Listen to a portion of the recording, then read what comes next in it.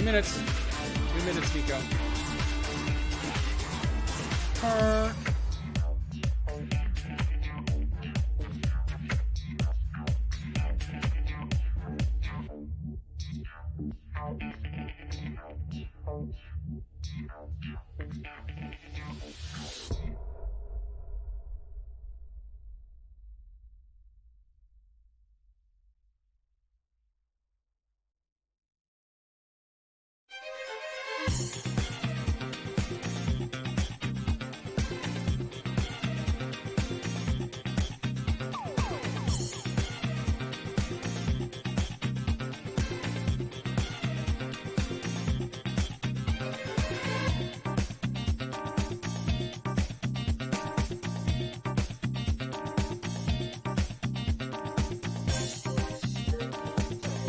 Hold on to your butt.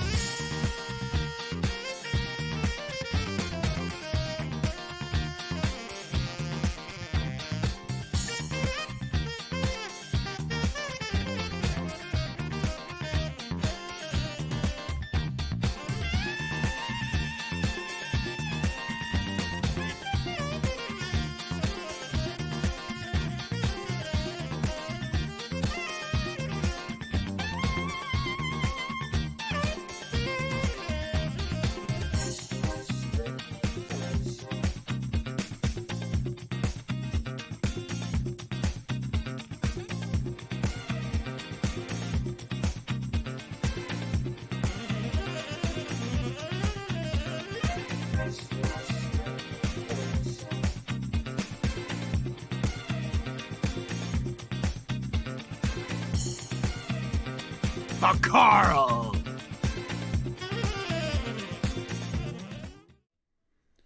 This one's for you, Carl. Good boy. Welcome to a special bonus extra triple duty Thursday stream. It's really unlike me to do one of these, but here we are. While the Master Jedi is away, the regular Jedi will play. That was from Phantom Menace, I think. I think that's where they put that in. Don't bother looking it up. You can just trust me. I've got Jedi in my name. I know what I'm talking about. So, hey, everybody, welcome in. We're going to try something brand new. They just released it yesterday. Pretty sure it was just yesterday. I bought it yesterday. I fired it up. I have it sitting right now on my Steam Deck on the not the title page of the game, but the title card within Steam where you launch the title on the launcher. That's kind of the words I'm looking for. I have apparently played it for 2 minutes yesterday, just to be sure that it would run at all on the Steam Deck, because I've had a couple of things that actually don't. And then to just get a real quick rough gauge of whether it's actually going to be kind of compatible or not. Because Steam has admitted, nope, we have no idea. No one's looked at it yet. Maybe it'll work, maybe it won't. You tell us. I think that's honestly what their policy is on some of these other non-super AAA games. Since probably very lightly AAA or maybe even aggressively AA. I'm not really sure on that. I have heard of the developer. It's the Koala one. They're Australian. They're cool. Actually, I have a couple of their other games on my Switch, as a matter of fact. But I did fire it up. It has had... Let me bring this out. It had all of the Xbox control icons on it. So I'm pretty sure that means that they've designed it to work with controller. And as long as the frame rate doesn't go psycho, it probably is going to run just fine. Worst case scenario, it'll probably have really little text. Although, I think this is the game I fired it up as part of the initial launch. It says, hey, would you like big text or little text? And I said big text. Pew! So, I think that was this game. I do so much stuff so frequently, I lose track of what's what. But so, I think it's going to work just fine. But as I said, I only ran it for 2 minutes to make sure it would go, and I'm saving everything. It's like a reaction video as well as a welcome aboard tutorial thing today. And I don't know, if it goes great, I might stream more. And if it doesn't, then yeah, this is it. It's a Thursday. I don't usually do things on Thursday, so it'll just kind of fade into the wasteland like all of the other rad roaches out there. Tomorrow, I will definitely be doing my best to show up to go back to Unicorn Overlord, because I still love that game. We got through the first mission into Drakenhold, the nation to the southeast. That that fight took a lot longer than I thought it was going to be. Just here's you, here's them on opposite sides. Just go at it real quick and you're done. No, that was like an hour and a quarter, hour and a half fight to get through that whole thing. So I didn't get very far past that point. Spent the first 30 or 45 minutes of that stream kind of looking around at the stuff that I had done off stream. And I think I did one of the other, capture the fort things, which is you're here, there, just go. So we got lots of territory left to cover in that game. So I'm going to try to keep that one going on Fridays if I can. Saturday, we're going back to Legend of Grimrock. I've gotten as far down. Did I fall? I think I fell through a hole down to the 11th level once. And I'm pretty sure there's only 13. So I'm going to say I'm getting close to the end of that one. I have no idea how long these last levels are going to be. The puzzles could get wicked down at this point. Because when I played this game historically, when it first came out, I never got this far. I got distracted by Legend of Grimrock 2 before I actually finished Legend of Grimrock 1. Because I started it late and I have the attention span of so I never got to the end of it. So I'm honor bound to get to the end. They went to the effort of putting it together for the Switch just to see if they could make a thing for the Switch, which has left me really sad because they've almost guaranteed they're not going to do the second one because they just wanted to do this as a quick test. They figured they still owned all of the rights to all of it and could do whatever they wanted to with it. So that was going to be what the main developer wanted to experiment with, just to see if he could get something out for Switch, which means he's probably not going to do any more of it. But hopefully that studio will at least leverage off of that and start making more stuff for the Switch, or at least grab a hold of one of them Switch 2 dev kits that are supposed to be out there someplace and start making Switch 2 games, because you can get super fancy, hopefully, with those things. So that's going to cover me through Saturday, and I go to the airport to pick Master Jedi back up late Friday night. So I'm going to go back into my Wednesday, Saturday, and maybe if I can squeeze it in some Friday streams. So no more 6 or 7 days a week for me. But yeah, that's probably going to be okay. What else is on the docket for today? So we're going to do some Broken Roads. As those who tuned in yesterday learned, I managed to destroy my coffee making system. So the replacement system is unscheduled to be delivered today, sometime within the next 3 hours. And I'm streaming for the next 2 hours. So we could have an on-stream coffee unboxing, because, I don't know, why not? I got nothing else to do. If nothing else, for me to get up and go over to the door to collect it and bring it back, I'll get to test out my new BRB screen. I have enhanced it. I've made it better. I've made it bigger. I've made it stronger. I spent a little bit less than $6 million on it, but it's pretty much the exact same thing in the end. It goes, no, as it runs. It's going to be awesome. It's just going to be wicked to watch. I hope it works. I don't know. We'll see. I am having trouble with my brand new fancy audio mixer. The software is working okay. It's a little weird at times, but it's working okay. The box is working okay, but I think the USB cable they gave me to connect the two together is kind of starting to shit the bed a little bit. There's one out of my two for the stream because it deserves it. It doesn't get loose in the back of the box that it sits on there, but it definitely requires an unplugging and a replugging, because every once in a while, one time I've had it just seize up. The display on the LCD screen it's still there, but it has no animation anymore, so it's not showing me audio levels. Most of the rest of the time, it just suddenly goes black. And the mixer software seems to keep running. I think it's looking at the box just for change inputs, and as long as it doesn't see them, which it's not going to because the box has stopped running, it keeps going. But as soon as you pop that cable out to put it back in, then it sees that an event has happened and it can't talk to the box anymore. So the audio system cuts out, which pisses off OBS. So I'm going to hold my breath and cross my fingers that we don't run into that today. When I get up to go to the door, assuming that the coffee maker shows up in the next 2 hours, that may trigger it. So, hey, what do you know? It's Thursday. It's a bonus stream. We'll deal with all kinds of technical difficulties then. Oh, God, no. KDP's here. It's guaranteed to go terribly now. And it's going to be your fault. Your fault, Captain. There you go. Old Bacon Face is over watching the Sirenscape stream right now. I got our good buddy Dan up here doing what the hell is Dan doing? Oh, he's configuring his OBS to handle him live streaming his RPG session coming up. So fortunately or unfortunately, I've got experience configuring OBS, so I'm not going to miss too much by missing this one today. But I couldn't pass up my opportunity to do my Master Jedi is Away bonus stream. So that gets that taken care of. I've got the new BRB screen, should the coffee maker show up during stream today, which it's got a 67% chance. And honestly, most of my Amazon deliveries typically come between 3 and 5 o'clock anyway, so I'm at 4:13 right now. My official delivery window, I believe, is actually it's 4:15 to 7:15 right now. I think they just updated it. Let me go run. Oh, nope. They pushed it back. It's now 4:45 to 7:45. Oh, don't screw me, Amazon.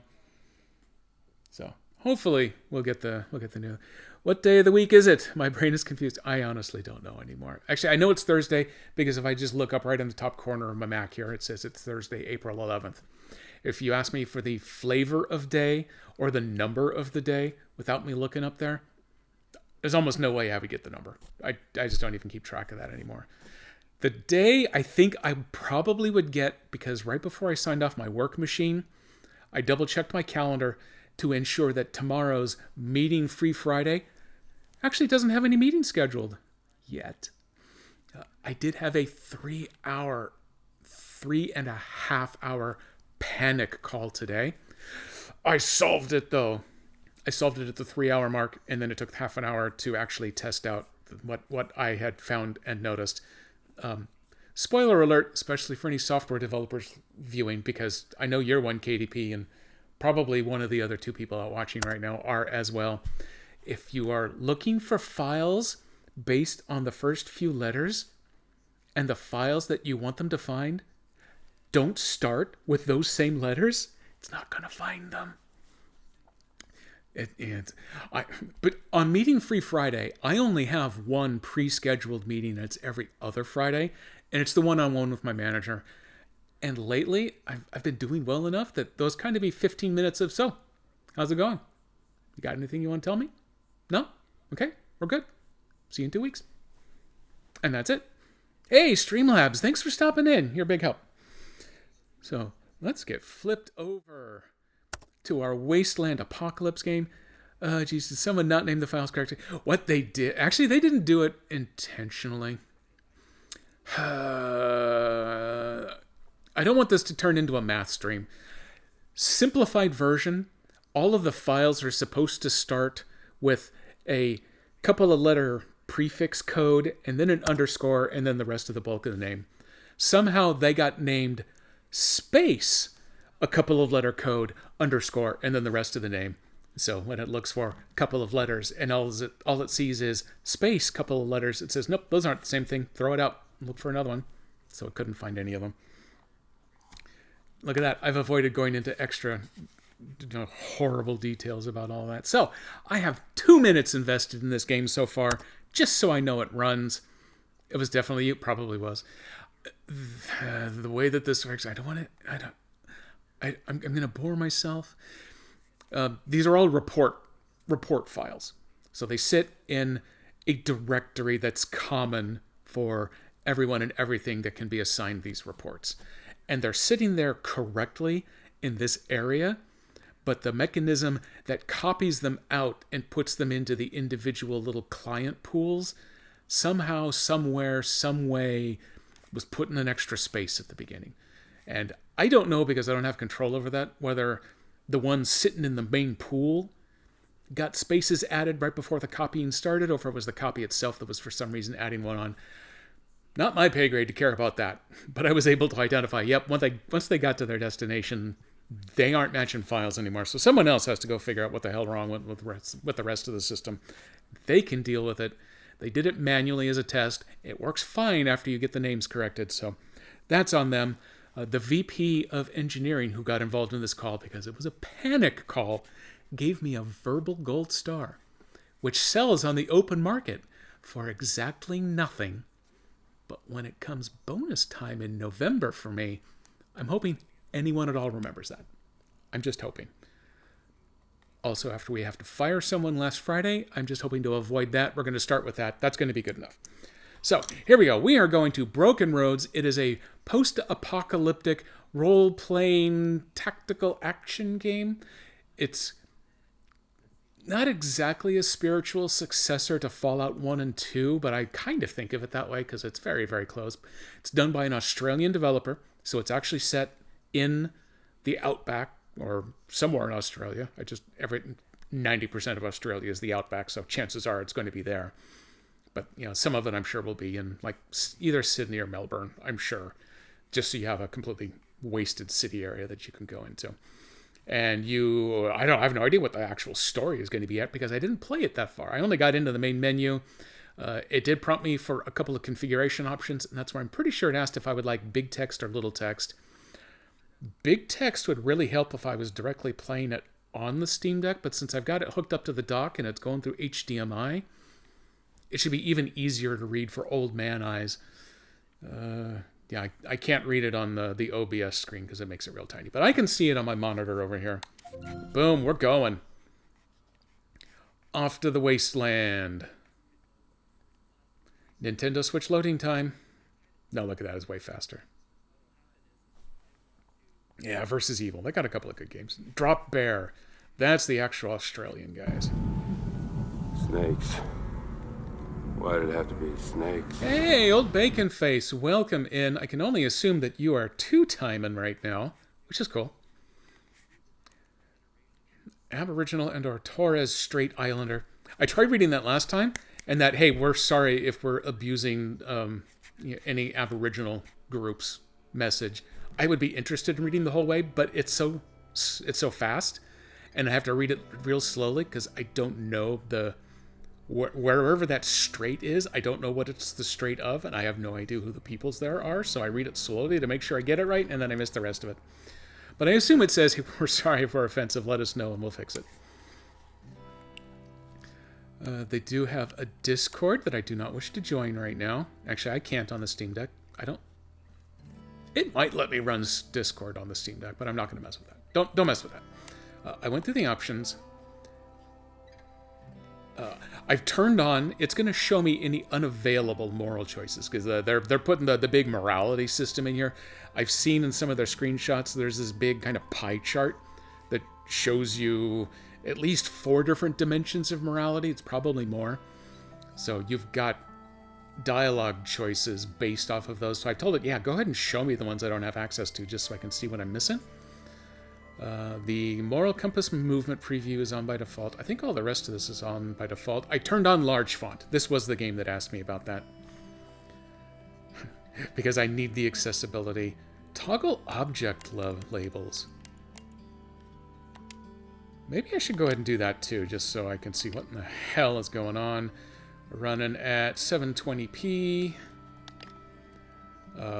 I did make sure that the music volume was down a little bit. I think they may have defaulted this way. The master's at full, ambiance is full, but everything else is a little bit lower. We're going to see how volume levels go. I haven't run it through OBS, so I don't know what they look like yet.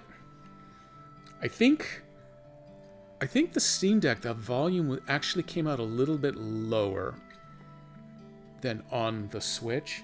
So I'm gonna take a gamble with my Beacon mixer, and I'm gonna use the volume knob over there if it needs to turn up a little bit. Okay, I think those all look good.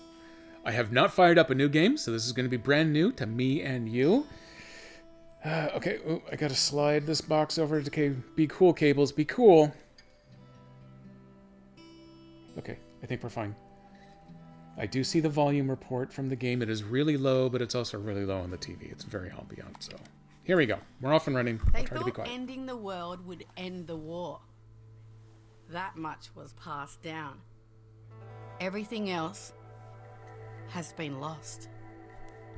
When the bombs dropped, 80% of Australia's population was wiped out, just like that. So how's the volume? Those who weren't immediately vaporized carried the radiation inland, poisoning all the pretty places they crawled to. It's a good accent. The desert swallowed the rest. Swallowed. Despite it all, we survived. We rebuilt. We even formed strong enough allegiances to have wars of our own. But these wars were of disease, of hunger, of people who'd forgotten the sacrifices that have always been made beyond the steady glows of the cities that now choked with dust. Our great-grandparents made it. We will too. All it takes to thrive in this new world is guts, grit, and hard yakka. That's where you come in. Hard yakka is really good with a little extra sea salt on it. Oh man, I'm going to have to start picking things. Oh, there's a tooltip about how cutting through handcuffs takes much longer than cutting through arms. Oh god, they've got to put that in here somewhere. Fallout was always great about putting in the little in-jokes exactly like that. Fallout 1 had that really good, oh my god, they killed Kenny routine that was built into it. I really enjoyed that one back in the day. They should totally do that. So how was the volume on her speech there? Did you actually make any of that out? I turned the volume control. For the Switch, I've normally got it set at about 60 to 65%. I've bumped it up to 75% here. And it's getting... I think it may have been showing up close to the same level as my voice, but seems right? Okay, good. Origin. So what do I go up and down? Yeah, look at that. I can go up and down. Hired gun, surveyor, barter crew. Who runs Bartertown? And a jackaroo. How could I not take jackaroo? You were a lost pup. Your parents ditched you at a remote station when you were an infant. That's my accent. I'll stop now. I'm sorry. To all of the peoples of the Outback and whatever that strait was, I apologize. Hunting in the bush when the raiders came. You've been on the go since. You know what? Screw. I just think the name Jackaroo already beats all of the others. Hired gun might be a good option, but I don't need to shoot everything, right? I'm just going. Enter a name. The name can't be empty. Can I make the name empty? No, I don't want to enter text yet. Oh, okay, fine. I'll enter text now. I don't know what I brushed to make it angry. I'm clicking left. Why are you not giving me capitals? Okay, well, if I hold the trigger, that's good enough for now. This would have been easier to do on the take spaces. Yeah, this would have been easier to do on the actual Steam Deck, but at least the letters are nice and big, and these giant old ham hocks don't have to worry about hitting multiple letters at the same time. Right trigger to submit. Well, that's kind of handy. Okay, I have a name. Now I need to pick a character. Oh, who's the jackaroo at the bottom here? You got a cool coat. I like the duster. I have an authentic Australian, what do they call it, like an oil coat duster. It's a very cool, but I haven't really had an opportunity to wear it since moving to the Pacific Northwest. It always did great in Colorado and Nebraska when you had to deal with snowstorms and things coming through. Don't really have that here, so I haven't worn it much. Okay, we're going with a cool coat. Why? Because it's a cool coat. Oh crap! Hang on. Here we go. Morality. Introduction to the moral compass. Okay, there are 4 different groups. What do we have? Utilitarian, humanist, nihilist, and Machiavellian. Sweet.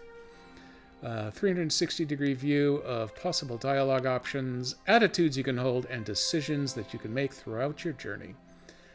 Divided into those 4 parts, with the golden arc representing your worldview, often overlapping different quadrants. Where a decision lies is not always clear-cut, and the borders matter. It's entirely possible to be utilitarian-focused on the greater good for all, which will suit options in that quadrant close to the humanist border. Likewise, you can be within the utilitarian quadrant, but... Oh, okay, here's the scroll. But tending far more to focus on the interests of your own group, with decisions tending toward the Machiavellian border. Broken Roads doesn't reduce things to simple right and wrong or good and evil, and this is reflected in how you can handle the scenarios you face on your journey. Continue. At the center of the compass are the brightly illuminated areas of moral tendencies, which allow your character to make lower-level moral decisions or expressions of ideas that would otherwise fall outside of their worldview. Note that the further a decision is from the center of your worldview, the larger impact it will have on shifting it. Oh, okay, that's good to know.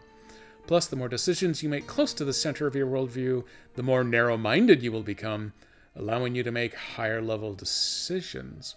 Oh, okay. Conversely, selecting a wider range of choices will make you broad-minded, often allowing more options, but making certain higher-level decisions and moral traits, perks unique to characters of particular alignment that can affect dialogue, and or combat skills unavailable. Oh my god, this morality dial is going to be a game all unto itself.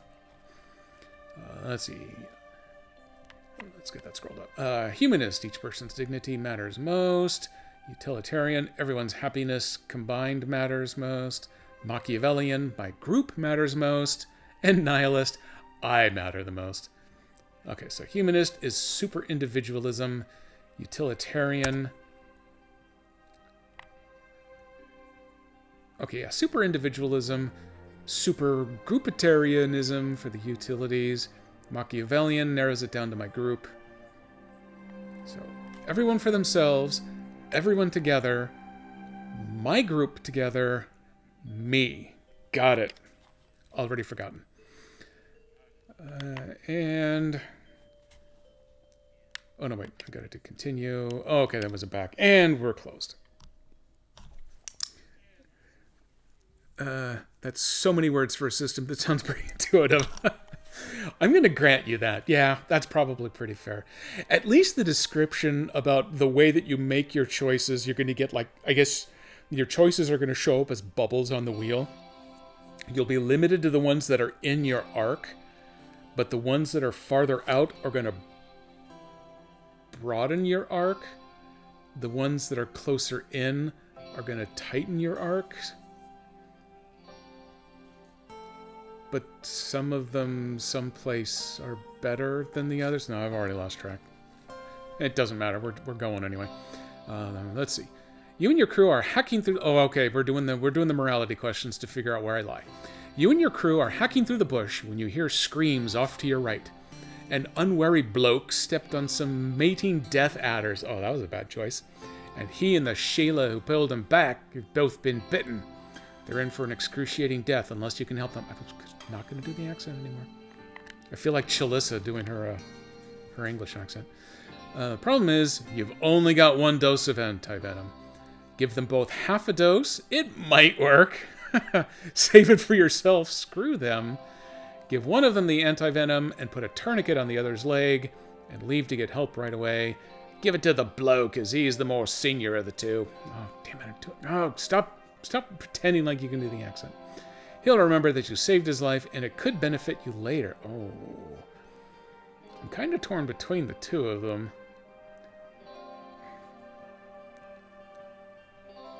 I'm thinking if I had more granular choices available, I would go utilitarian here. Given that the bloke is the one who can serve my group's needs more, he'd be the one that I gave the anti-venom to, but they'd put the tourniquet on the Sheila and then go to get help right away to come back and help her. I think that's the way I'm going. It won't let me specify all that, but that's what I'm thinking here. Hey, Rob, welcome in. I need a Cockney waif accent like Oliver Twist. That wouldn't complicate things anymore, would it? Oh, if I hit... wait, X to get the preview? Oh, okay, I see. Okay, that's what the preview turned on. So that's preview off, that's preview on. So I'm seeing the utilitarian is kind of the greenish one, which is up in the utilitarian zone. That's good. But if I pick it, it rotates me away from utilitarian? Does that make any sense? No, because I had the blue one picked still. Oh, okay. That was the problem. Here we go. This is actually going to rotate me back around.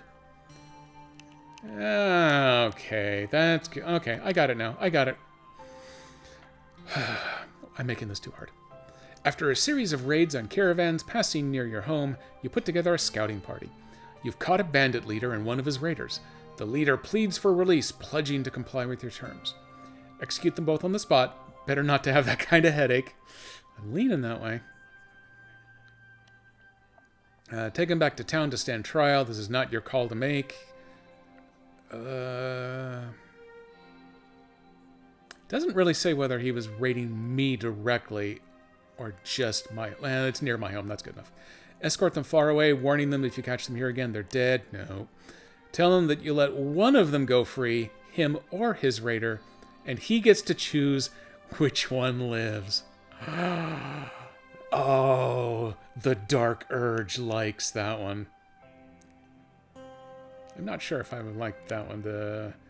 No, we're not doing the trial. This is the Outback Wasteland where someone's getting killed. No, not. No, we're definitely not doing that.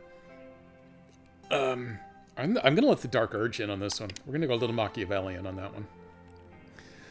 A nearby townstead has a new chief, and he's starting to flex his muscles. He sends an envoy with a threat: pay tribute or suffer his wrath. He clearly has the military strength to back it up. Ooh, do you pay? Turn them over to the snakes from the last question to face justice. If he thinks he can take it, let him come. You're not scared of his threats. We're leaning there. Negotiate with the envoy and escort him back. Concealed, your top fighters follow. In town, publicly execute the envoy, displaying his head on a spike. Warn the others to surrender their chief or face the same fate. Send scouts to see if he can enforce his demands. If he can, pay up. If he can't, send him a mocking reply and dare him to come take it. I thought we'd already established he clearly has the military strength to back it up. Send an envoy in return and try to negotiate with the new chief. War hurts everyone, and maybe you can work out a way to be of mutual benefit. I don't see that one working. If you can, pay up. If you can't, send a mocking reply. None of these really move me very far, so at least there's that. If he thinks he can take it, let him come. Oh, man, I'm torn. Morally, personally, I feel a little bad that I'm leaning toward all the purple and red ones, but... Do we say bring it in a fair fight? Or do we totally fake out and then jump him in town?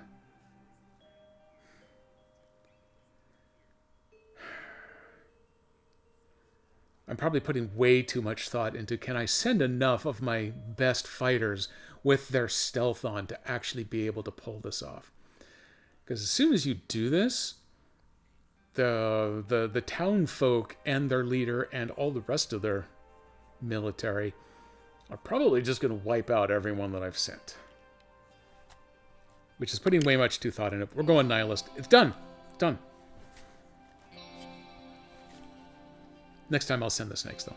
A child in the village has started showing symptoms of the plague. Man, all I got to do is kill in every one of these questions. The town chose to quarantine him and his family, but you caught him sneaking out of the house to play with other kids. Was he unmasked? Let him go with a warning. If he's contagious, you're all infected now, too. If he's not, no harm done.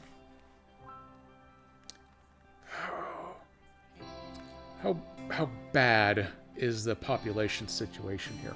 Realistically, that might be it. Rally some neighbors and evict the entire family from town. Make an example of their carelessness. Send him back to his house under careful guard. The whole family will have to leave town if they continue to put everyone at risk. Personally, I honestly lean that way. Return to his house and explain to the family what will happen to the town if they are all infected. Make them see reason. Send him as an envoy to the other group. Damn it, old bacon face. Have you played this before? I'm sure that in the actual game, these are probably all the correct answers that you've got there, but it's not letting me pick those right now. I can't move my thing very far anymore. I'm pretty locked into being mostly utilitarian.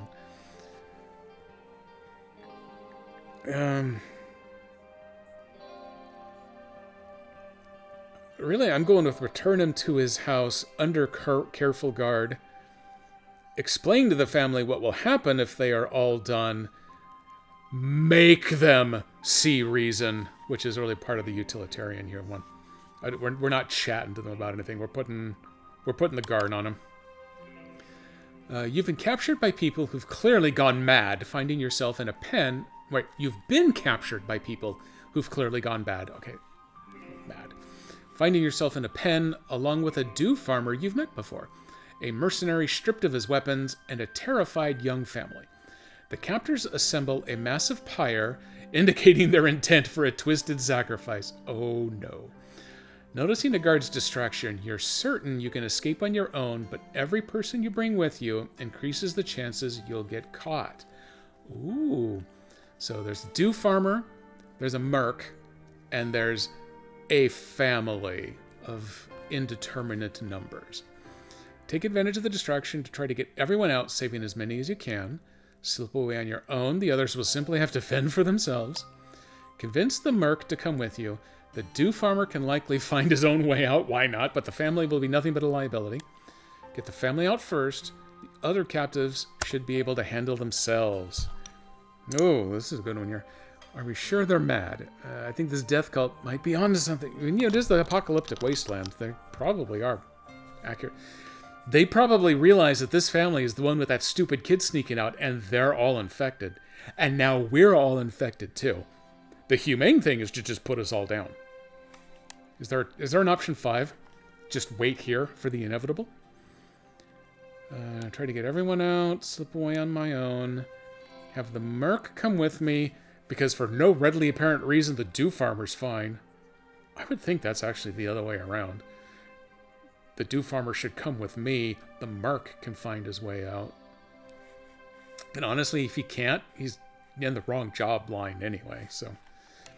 And get the family out first. The other captives should be able to handle themselves. Well, clearly, I guess the dew farmer is good for it. I'm falling more and more Machiavellian. I think the family is a really bad choice for us here. I think we're going to be... I don't think we can bring the family. Those damn kids are going to make such a ruckus. We'll never get away with that. If the parents want to leave the kids behind, they can come with us. That would be fine, but I don't think they're going to. So, I don't have to go on my own. I'm not that big a dick, but I'm a little bit of a dick. Get the family out for... No, I mean, we're sticking Machiavellian. I'm a little creeped out by that, but yeah, that's what we're going with. You've discovered a cache of pre-apocalypse supplies in an abandoned farmhouse.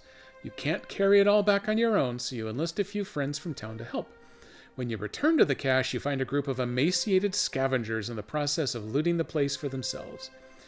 Do you let them take the supplies? Okay, before I even look at the answers, if there was a cache and I took a few things and I left, and I was dumb enough to not leave someone there to guard the rest of the cache, it's because I didn't give a crap what was left in there. I was going to take it if I came back and it was there, but if I wanted it, I would have made sure someone stayed here to take care of it, or we would have sent someone back to get a bigger cart or more hands or something, and those of us with the guns would have stayed there to guard it. I've been in the apocalypse before, so I know how to take care of these things. So this question is already total BS. No way, threaten the scavengers, and if they don't hand over the supplies, kill them. Let them take the supplies, but secretly follow them back to their home. Once there, you can loot their other goods and kill them all.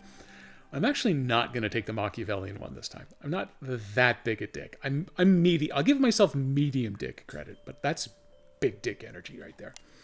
Let them go. They're starving and clearly need the supplies more than you do, plus they had no way of knowing you found them first. It's weird that I'm actually leaning humanist on this one, but I may. Tell them you found the place first and offer to split the takings. Better to get less than you wanted than to spill blood or get nothing at all. Ooh. Did I take the Twinkies? That is also a critical question first. Obviously, since the scenario here is that I took some supplies back on my own and left the thing unguarded, the only way I would have left it unguarded is if it was kind of questionable, boring crap left, which means I took the Twinkies.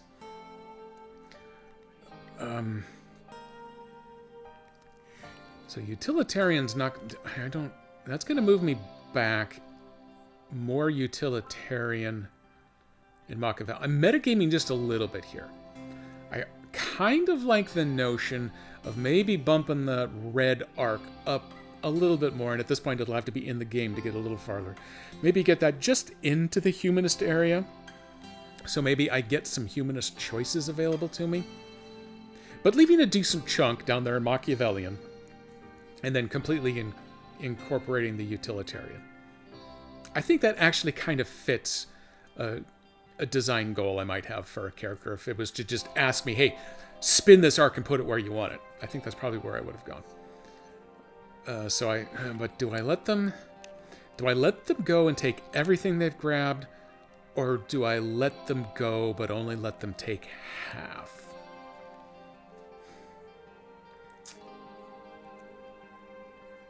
If I was actually playing in-game and I knew what the actual stats were for the two settlements involved, I'd probably go utilitarian. I'd probably let them take some, but not all of it. But I'm going to metagame just a little bit. I want to get that arc move just a little bit back toward humanist, so I get the three choices. I think the nihilist choices are probably going to be hilarious, but that's not generally the way that I'll play one of these games. So I'm not worried about the purple, but I would like to get just a little bit of that blue. So we're going with the humanist. Oh my god, I can take the Vogue quiz again if I want to? I don't want to. Thank you. Please enjoy playing through your origin story. Attributes and skill trees. Oh god, there's so much learning. There are 6 attributes in Broken Roads: strength, agility, resolve, awareness, intelligence, and charisma. Attributes are the basis from which skills and other statistics are derived. Each skill tree's starting values are calculated from 2 attributes: math, la la la la la la la, fortitude, temperance, and wisdom. There's no stat overlap, so they're all independent of each other. Each origin story comes with unique bonuses. For hired guns, don't care, I'm not one of those. And it doesn't tell me what the other 3 startings get. I guess that's just as an example. The hired gun gets whatever. But I'm a jackaroo, because it sounds fun.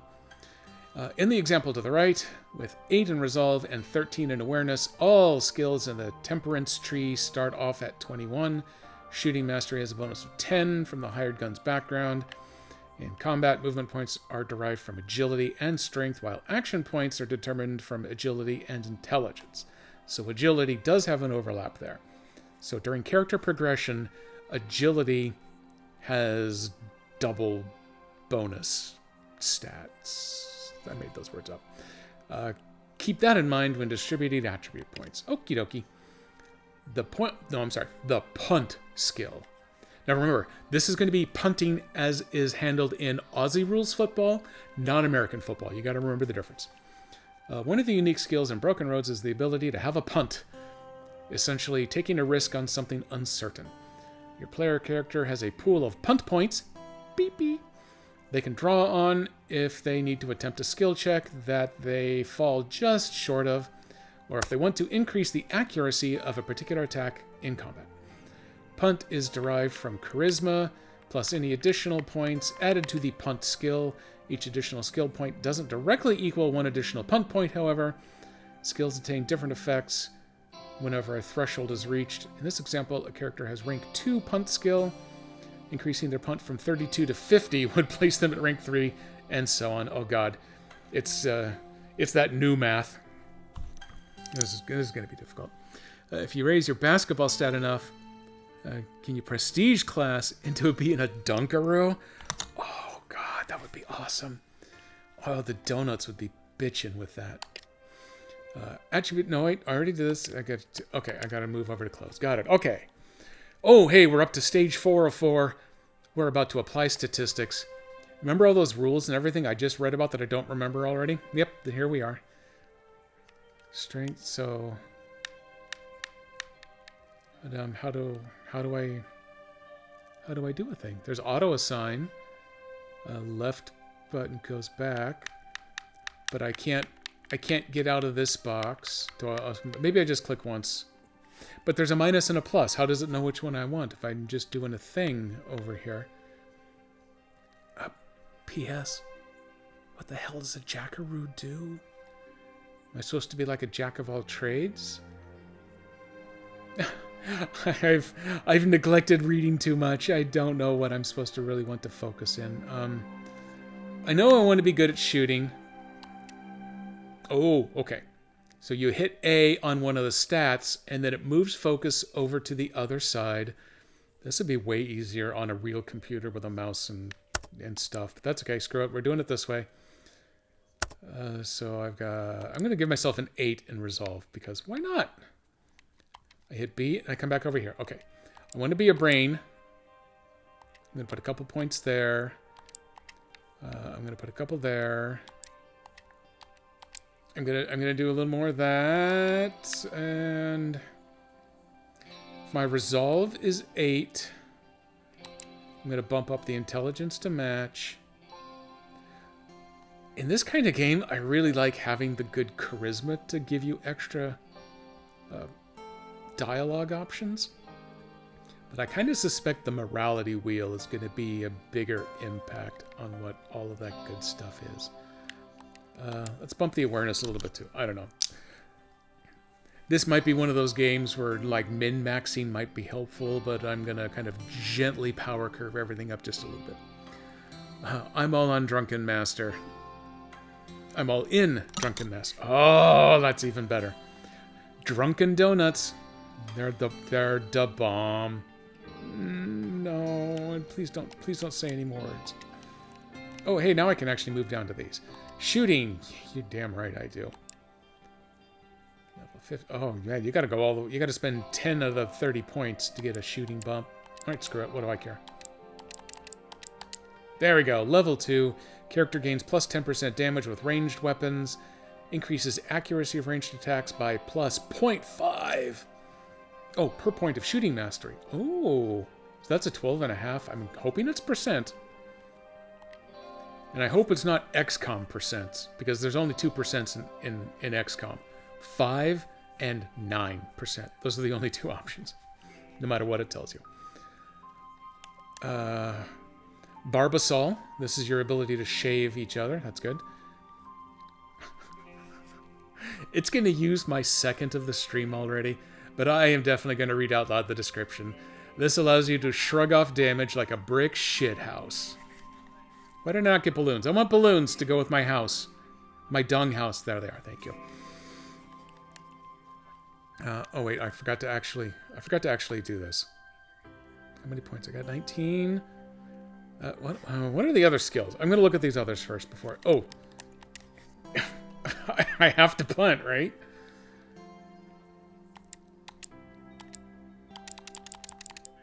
There you go. I'm a level 2 punter. And I still have 9 points to spend. Tinker. There's the Drunken Master. Can't quite go up. What? This actually doesn't have anything to do with the Drunken Master's style. It's just about, drinking. So it's the way better version. Vigilance. Prepare an attack and fire on the first enemy who moves. Oh, so this is Overwatch. I'm going to put some points into here to kind of get Overwatch started. We're going to bump that up to a 19. Why am I smart in biology? Oh, this must be what Jackaroo gives me, was the bump in biology. I don't know that that makes any sense. We're going to put the rest into throwing just in case we find something like grenades, because grenades are wicked. Okay, I think we're done. I could have hit auto assign just to see what it did, but who wants a balanced character? Or an effective character? I'm just going for straight up balance, I guess, apparently. Okay, almost an hour into stream, and we're finally actually going to start the game for reals.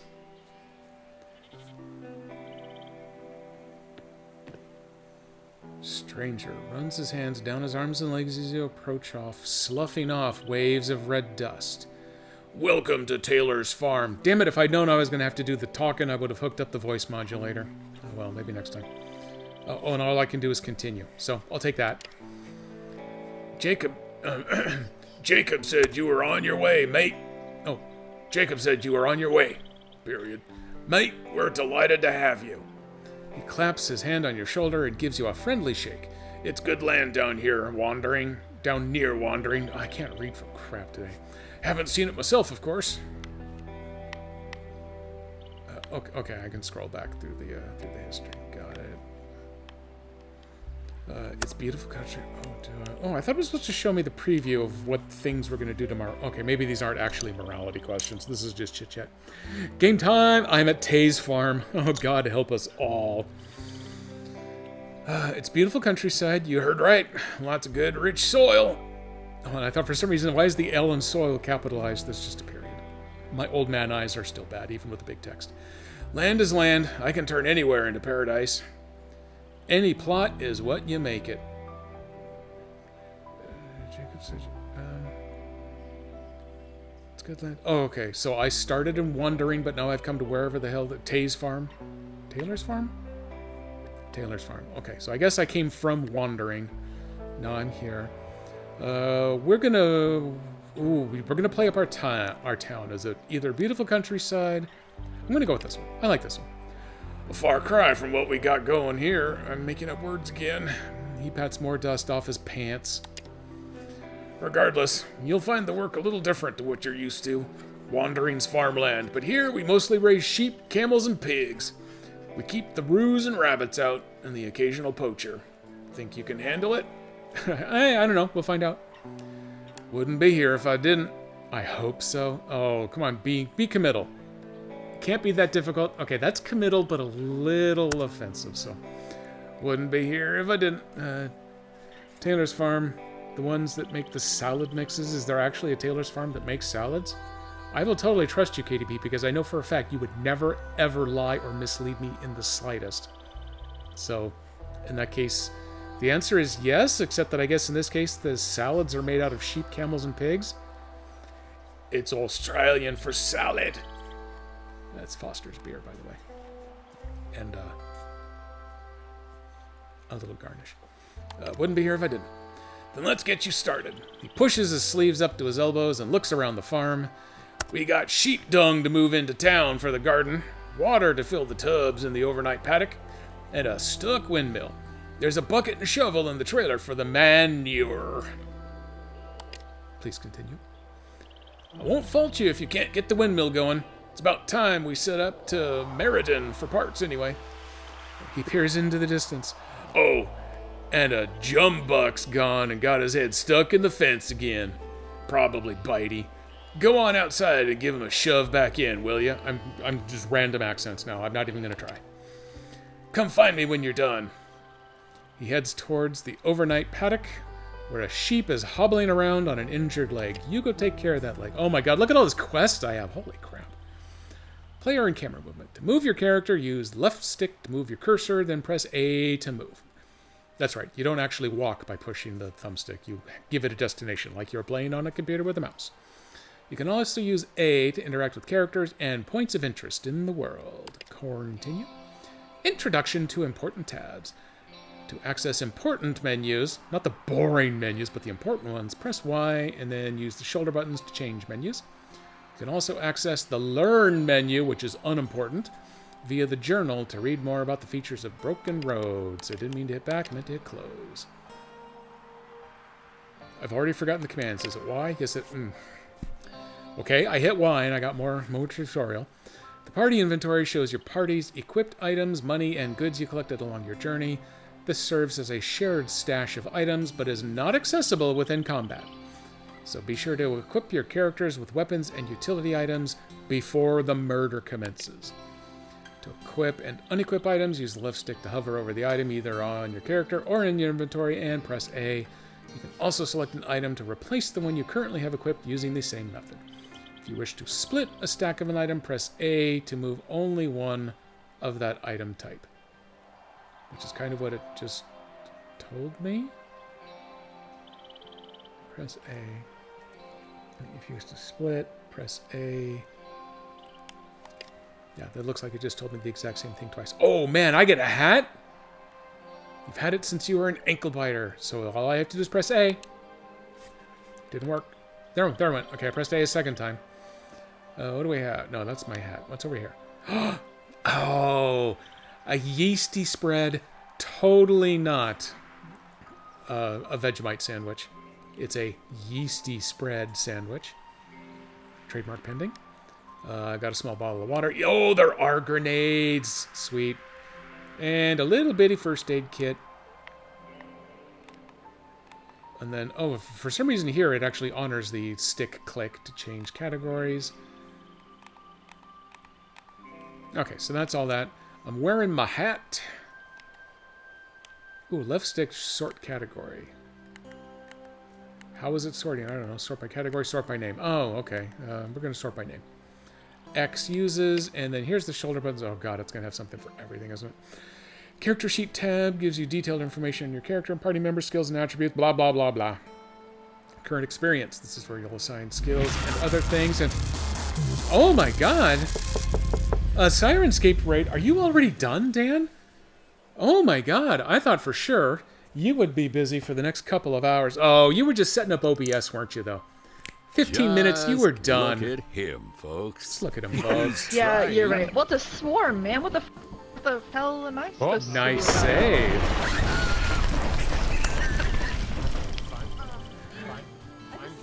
That scream! Did you guys hear her scream? My neighbors are gonna Oh, that was a good one. Oh man, we're getting the audio walk-on greeting and the shout-out at the same time. It's all Dan Servo all the time over here.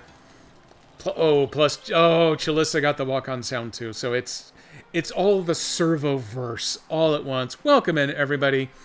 Yeah, I saw briefly that you were setting up OBS. I was sure you would have that done very quickly. I'm going to have to watch it on VOD afterward because today I'm taking advantage of Master Jedi still being at her conference on the East Coast. So I got the day to myself. I'm going to do a little streaming. I did for the first time since my last emergency repair. I've started hearing the old Jedi fridge starting to make the noise the fan makes. This is me making a fan motion. The fan starts to strike the ice buildup. So sometime between today and I picked Master Jedi up late tomorrow night. So no later than next Sunday morning, I got to go back in there and I got to chip away some of the ice. This is very obviously me using a hammer and chisel in the fridge because that's how you clear ice around really important pipes and tubes and things. Chalissa, it sounds like it's from a sound library. Well, it is from the Sirenscape stream library, isn't it? You have those all backed up and saved, right? Don't you? Mime stream. That's what I'm going to do from now on. So, today we are experimenting with the brand new game Broken Roads. It's a post-apocalyptic, very much Fallout 1 and 2 type game, but with more modern zhuzh to it. It is set in the Australian outback. Well, it's set in Australia. Like I said earlier, Australia is 90% outback, so the chances of being accurate are actually pretty good there. I figure there'll probably be one major city that you'll see at some point just to tease the fact that the cities were destroyed, but it's going to play very much like an updated Fallout, but it's not first person like Fallout 3 or beyond. It's that kind of 2.5D isometric view, which is so far is going very good. Deeper than I expected in character development. I've spent an hour now just getting the game launched and answering all of the Vogue questions. Vogue isn't the one that actually does the... Who does all of those stupid quizzes all over the place that I don't know if they even exist anymore.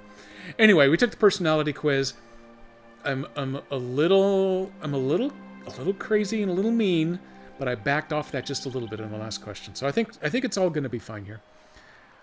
No, I'm not playing as a postman. I'm a jackaroo, which might be Australian slang for postman, I guess. I didn't actually look at what the jackaroo really does.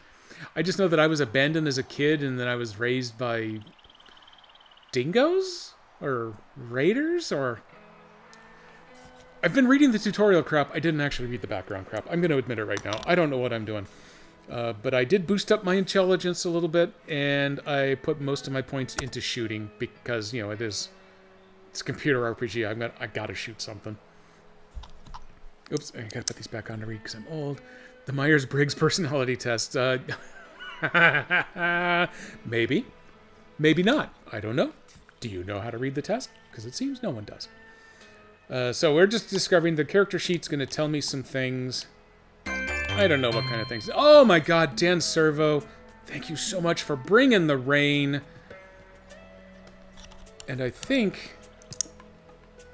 yeah, it likes to combo things up. I'm not hearing I'm not hearing the reading of the alerts. Damn it, KDP, did you break text-to-speech again? What is the matter with you, KDP? Stream Elements can suck it. They can fix themselves later. We've got murdering to do here. So there's my character sheet. Here is the moral compass. So yeah, I'm a little Machiavellian. I'm mostly utilitarian. And at the last moment, I rotated my arc of experience back up a little bit to try to get to humanist, just to get some better dialogue choices.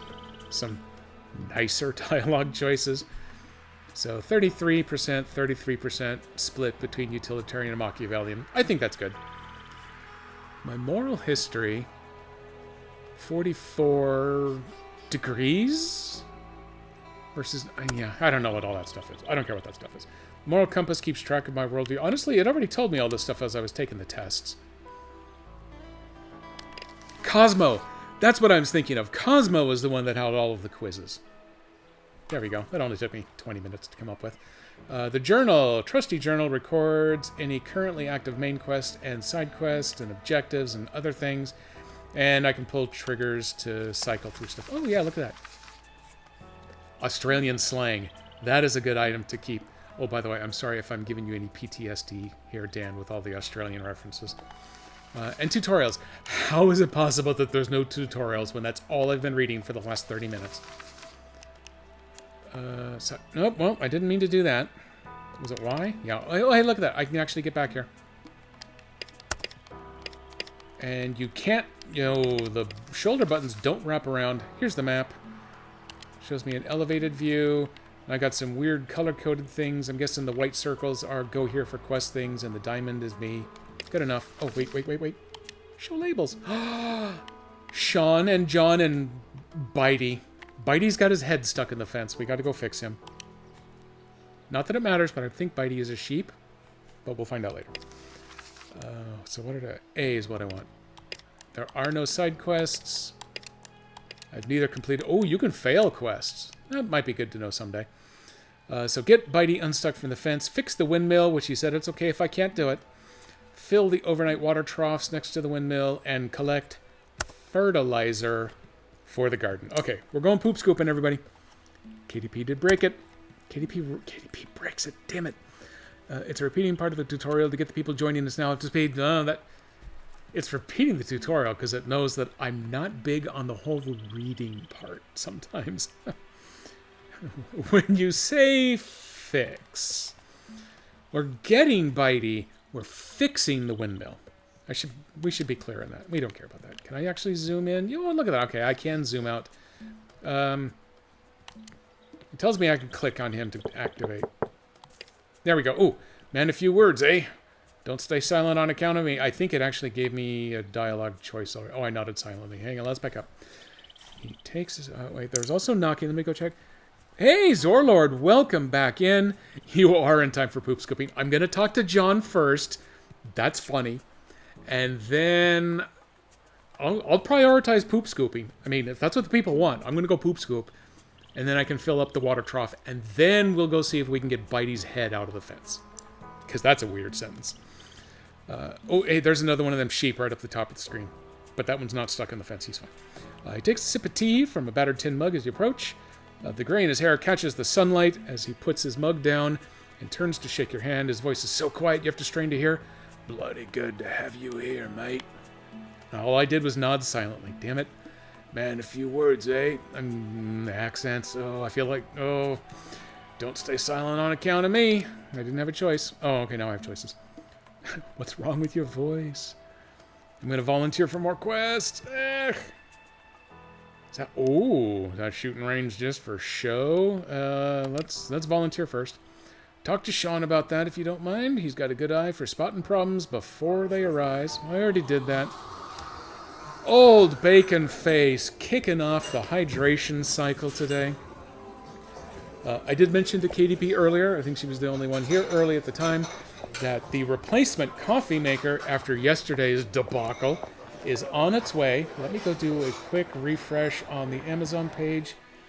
We are inside of the delivery window, but I do not see X stops until delivery yet. Should the coffee maker arrive during the stream, I will get to exercise my my brand new BRB screen. That'll be fun to demo while I go get it, and then we'll do a coffee maker unboxing, because, you know, what else are we going to do? It's what you want to do in the Wasteland Apocalypse. So, as a side effect, everybody, welcome back to the show, Coffee Monkey, because I can't make the really good stuff to fill up Darth Mug for a bonus stream. Like I did yesterday, before I broke it.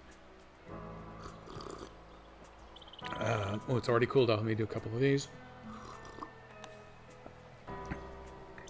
And the hype train has set sail from the station.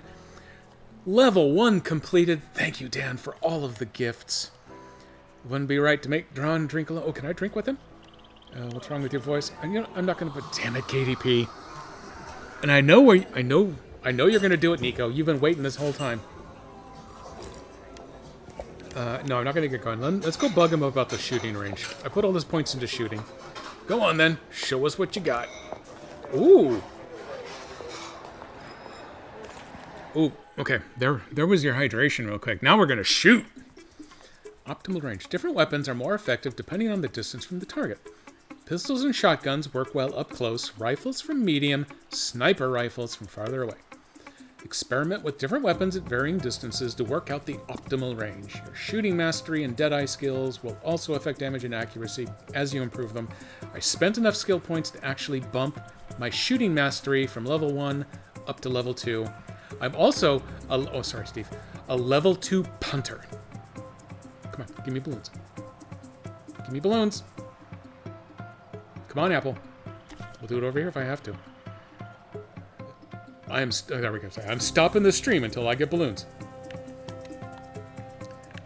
Okay, so 3 action points to blammo a mannequin.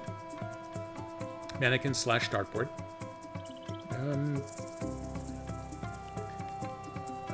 Melee weapons. Oh, I can run over and I can stab it. Good. When using a melee weapon from a distance, if the target is reachable, your character will approach them to get within range to attack. Certain weapons cannot be fired at point-blank range. Can a knife be fired at point-blank range? Forcing an enemy to move away, incurring a possible opportunist attack with your melee. Oh, okay. It's giving me... it's now reactive strike. It's no longer an attack of opportunity. It's reactive strike. I'm going to remember these things. Okay, so this is let me toggle between these weapons. Got it. Okay, we're good. It's time.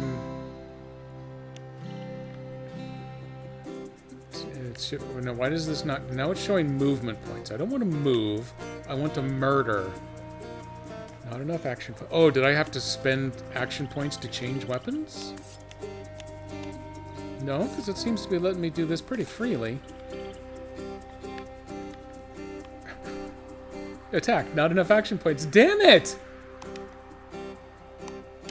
Oh, I have to hold the Y button to end my turn. Okay, I'm going to try to shoot you again. Nobody move.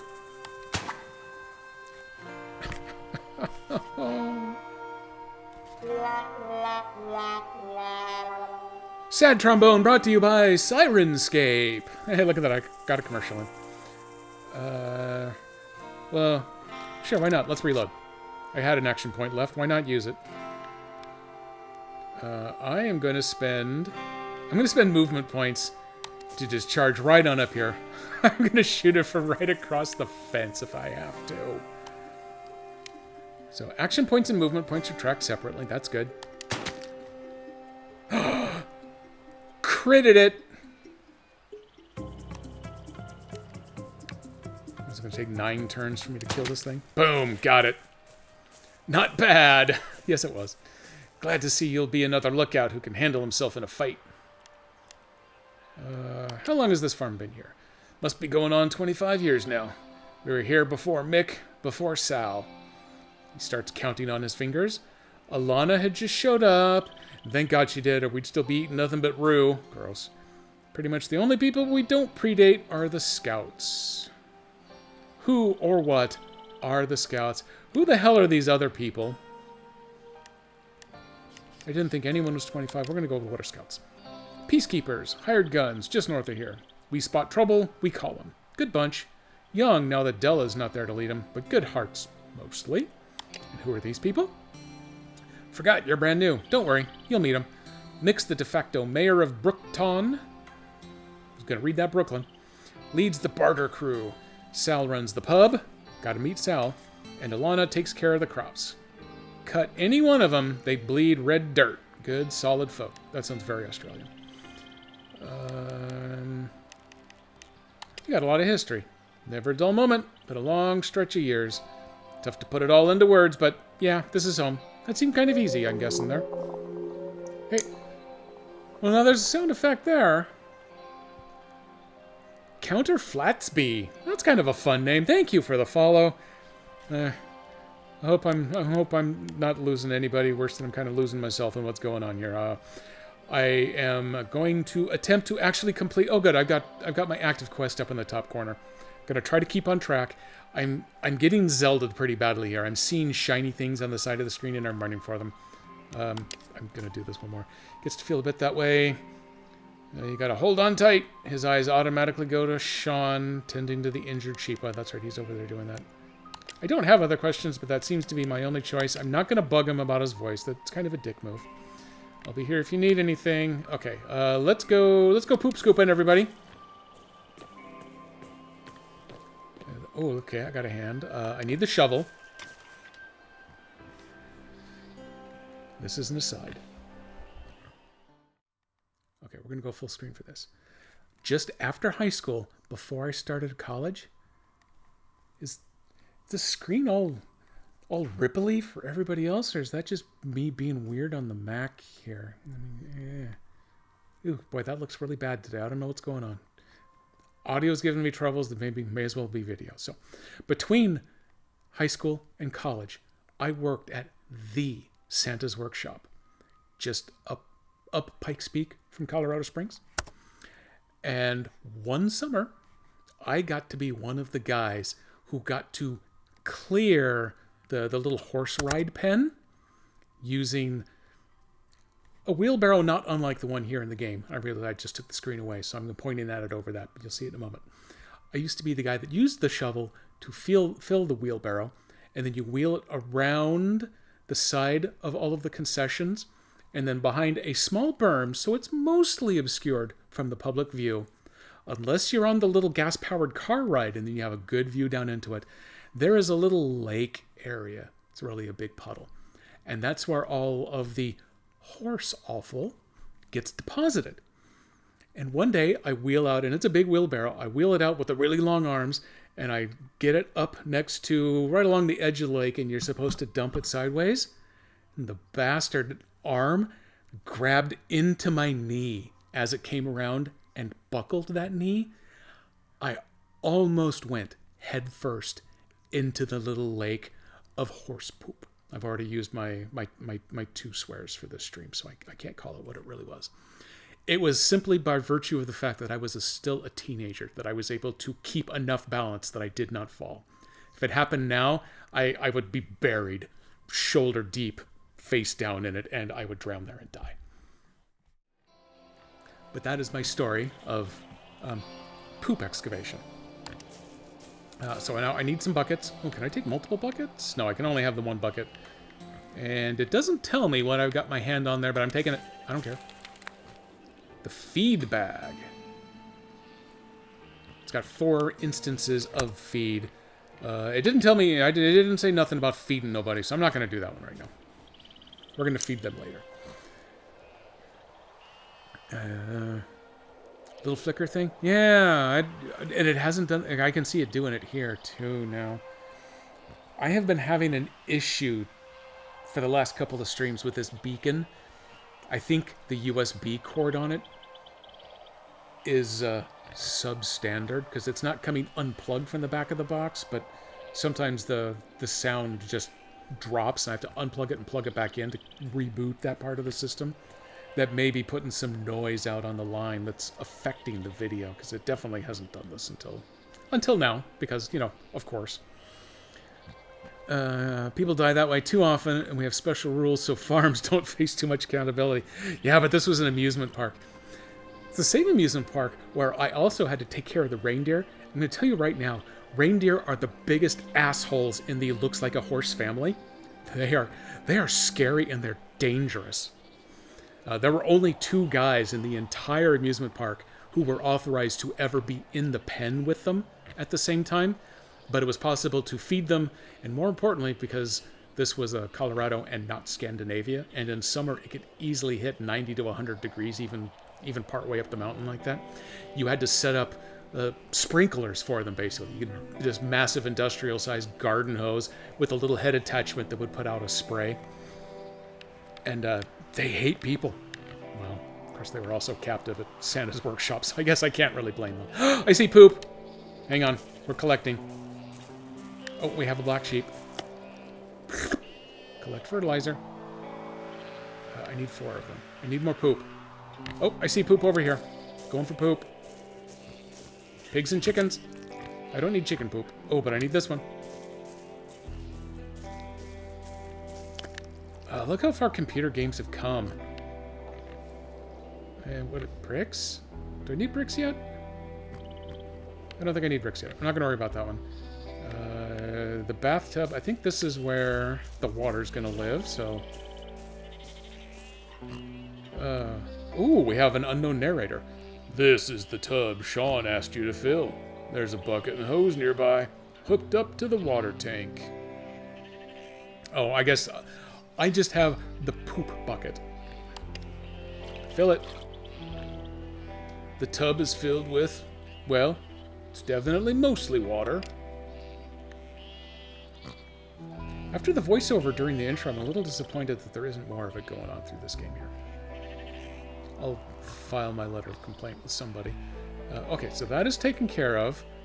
That's going to be fixing the windmill, but I gotta finish pooping before I can go finish off the windmill.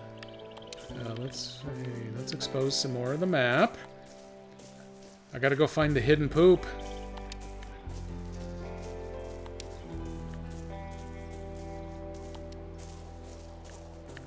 Got a nice jog on. There's Bitey. Dumb old Bitey with his head stuck in the fence again. Is that a snake?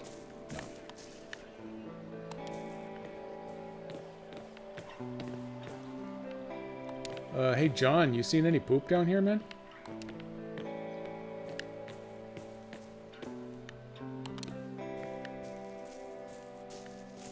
Uh-oh. I'm running out of places to look for poop. Maybe, oh, over here looks good. Maybe over here with the broken sheep.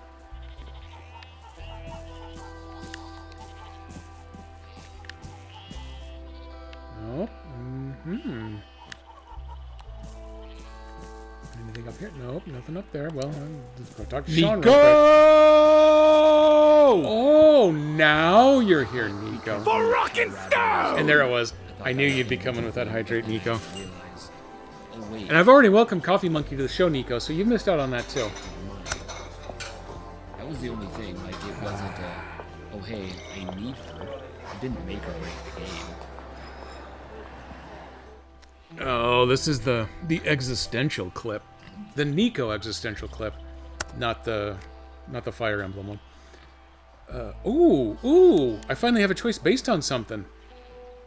Biology, so in the background I rolled a biology check and it was successful, so here this is. Oh, damn it, KDP. What do you need me to do? I filled the water drop. What else can I do for you, sir? Pfft, screw that. That you looks like she's in a bad way. Do you mind if I help? Oh, bonus points.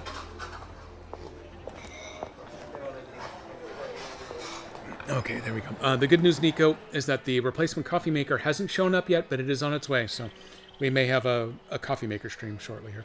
We're taking advantage of this, by all means. He sits back with an air of both relief and appraisal. Test the leg by straightening it. Test the leg by bending it. Feel around the joint for lumps. What, all of a sudden I'm supposed to personally be a veterinarian to know? Okay, let's scroll back here. Does it actually tell me, show me anything? No, it doesn't tell me any of the history of the patient. Oh, it's like working in a backwater here. Like an apocalyptic backwater. So do I straighten it? Do I bend it? Or do I feel for lumps? Either the straightening or the bending could cause severe pain reaction with the patient. We probably want to put that off just a little bit. We're going to feel the joint for lumps first. The ewe tries to jerk her leg away as you find tight nodules of muscle, but it moves only weakly. Good start. Look at that. Championship music there. Now, do I want to straighten it, or do I want to bend it? I have found when my knees are messed up that the bending it is usually the safer, less excruciating way to go with these things. Usually it's the straightening it that hurts like hell. And if the muscles are really tightly bound, they should fold in better than going out. Once again, I'm way overthinking things. The ewe woofs, but otherwise doesn't react. Sean strokes her head. We'll get you on the right track, little girl. What do you think the problem is? How do I know? Could be torn ligament, moderate sprain, impact injury on the joint, or I could be honest and say, I don't know. Do you know what I know? Not one damn thing. So what I'm curious about is, did it in the background just make another biology check for me, and this one failed, so I don't get the choice? I turned on the option that's supposed to show me the morality choices in the dialogues that I don't have access to. I'm assuming they'll show up grayed out, but at least I'll know that they exist, so I'll know what kind of fun I'm missing out on. But there wasn't a comparable option for skill-based dialogue choices. The muscle's really tight like that. I'm not going to go with the torn ligament. I don't know that spraying makes any sense. Impact, I'm going to be honest, I don't know. It's a sprain, I'd say. He scratches his cheek. You've got a bit of a way to go with your knowledge of injuries, but we'll start somewhere. You know what, I'll take it. It's fine, whatever. Because if I'd picked the wrong one, he probably would have killed me, I'm guessing. Early game. As for treatment, he looks down at the ewe. Bind it, rest it. If we had any, I'd say ice it. He looks up, judging the time of day. Sal'll be in the middle of prepping for the evening rush. I'll ask her tomorrow. In the meantime, I'll get Limpy here to set up the rest. Is Limpy another sheep, like Bitey? Let's wrap that leg, little one. Well, what did you need me to do again? Or, I filled the water trough, sir. No, I'm just going. Because we got more poop to go find. And then I got to go take a shot at the windmill. And I got to go deal with Bitey. I think I've walked... Let's go deal with Bitey first. We'll go find poop next. That fourth poop is always hidden. Do I want to be outside to deal with Bitey? No, actually I want to pull Bitey instead of pushing Bitey. This ragged-eared jumbuck. And I don't know if that's Australian for dumbass or if that's Australian for sheep. I'm an Aussie-phile. I've known a bunch of Aussie slang in the past. Flat out like a lizard drinking is one of my favorites. I have no idea what the hell jumbuck is. Got head stuck in the fence while trying to eat a nearby bush. He looks up at you with a ruminant hatred as he stands perfectly still, legs splayed from when he braced to try to pull himself free. As you regard his predicament, he lets out a massive fart, and a wet slop of manure lands in the dry grass behind him. I found number 4! You and me both, pal. Sean didn't tell me you were nasty. I have to clean that up, you know. You and me both, pal. His face tenses, and he lets forth another torrent of, damn it, I've already used all of my swords. Then he calmly resumes chewing. Okay, examine the fence, examine him. Just try to pull him. Try to push Bitey's head back through the gap. That's where I'm going to end up going. Pull Bitey out of the fence from behind. Or just forget the whole thing. Screw it. Let's start by looking at the fence. He shifts minutely, and you see suddenly that the part of the fence he's got his head stuck in is actually a flap, and that he could pull free anytime he wanted. A good shearing would make it easier for him, though. Do I have shear as an option now? Examine him. Pull Bitey, leave Bitey. The wires of the fence look sharp, but they tangle in his wool before they get close to the skin. What's more, there's one wire in particular that runs across under his chin at a perfect height for him to rest his head on. He actually seems quite comfortable. Try to pull him free, push his head, pull him from behind. Try to pull Bitey free, pull Bitey out of the fence from behind. What's the difference between those two? And leave him alone. I kind of think realistically pushing his head back through is the one you want to do, but that is the teeth end. Yeah, I know, that's what I'm looking for, KDP. It told me, hey, all you had to do is shear him and it'd be even easier for him to get out. So, yeah, screw it then, shear him. But I don't seem to be getting that choice. It might be... Yo, I got the go brag to Farmer Bob that I did the tiniest chore available to me. Maybe there's an option that says, hey, if you got a pair of shears I can use. Or maybe there's a... Wait, let me go pooping first. Boom, 4, done it. Bring the manure to Sean. I'm going to bring the manure to Sean. And then I'm going to ask Sean if he has a set of shears. Again, I think I'm way overthinking things. You're back. What do you need? Trying to help Bitey sounds like a bad idea. What did you need me to do? I picked up all the manure. I filled the water trough. Trying to help him sounds like a bad idea. See, this is where I'm overthinking. Do they want me to solve this quest by reporting back, hey, you know what? I think he's doing this on purpose and he's perfectly fine. But I wouldn't report that as, it sounds like a bad idea. Leave the dumb sheep there. Let the dumb sheep dig in so deep that that one loose wire actually slits open as I'm back to the Machiavellian. Please excuse me. Okay, well, let's start bragging about what we did. So I saw. Thanks. That'll keep these blighters from getting parched during the night. Oh, and I guess it automatically returned the manure. Okay, well, that's fine. Do I want to do that? Oh. This one's kind of tough. Do I just want to go ahead and go yank on the sheep and see what happens? Or do I want to pretend...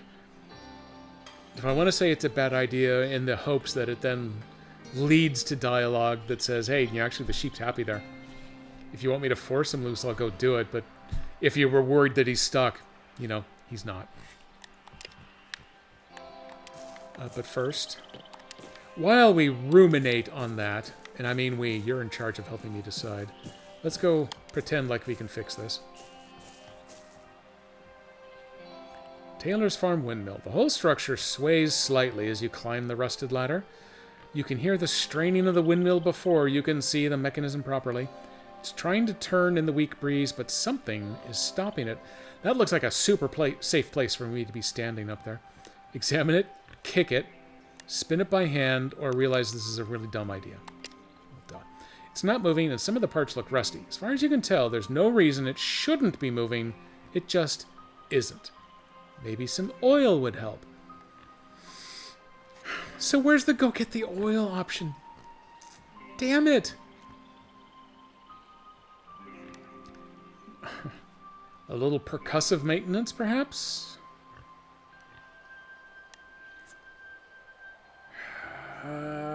Okay, at this point, screw it. I'm just going to bite the bullet. I'm going to try a couple things. Nico, damn it, are you cheating on me on Steam now, too? Try to spin the windmill by hand. Screw it, we're just doing it. You grip the hot metal, but the veins won't move. Something inside must be keeping them still. Kick it. You hold onto the tower and give one of the veins a hefty kick. It bends slightly, and your foot hurts, but that's all that happens. You've done absolutely nothing to help the situation, but that inanimate object now bloody well knows its place. You got it, jerk tower. Oh, I've already filled the water.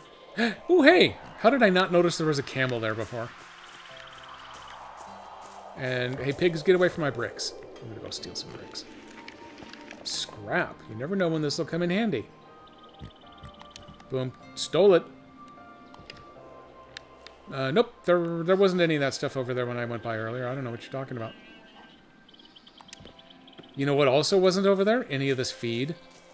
Now I'm just going to raccoon all this stuff. Screw it. I'm quiet quitting this stupid farm. I'm going to do the bare minimum required of me, and then we're just getting the hell out of Dodge. Okay, pull him free, push his head back through the gap. My initial reaction at the very beginning was just push his head back through. We're just doing it. I mean, they left that fence open for a reason, right?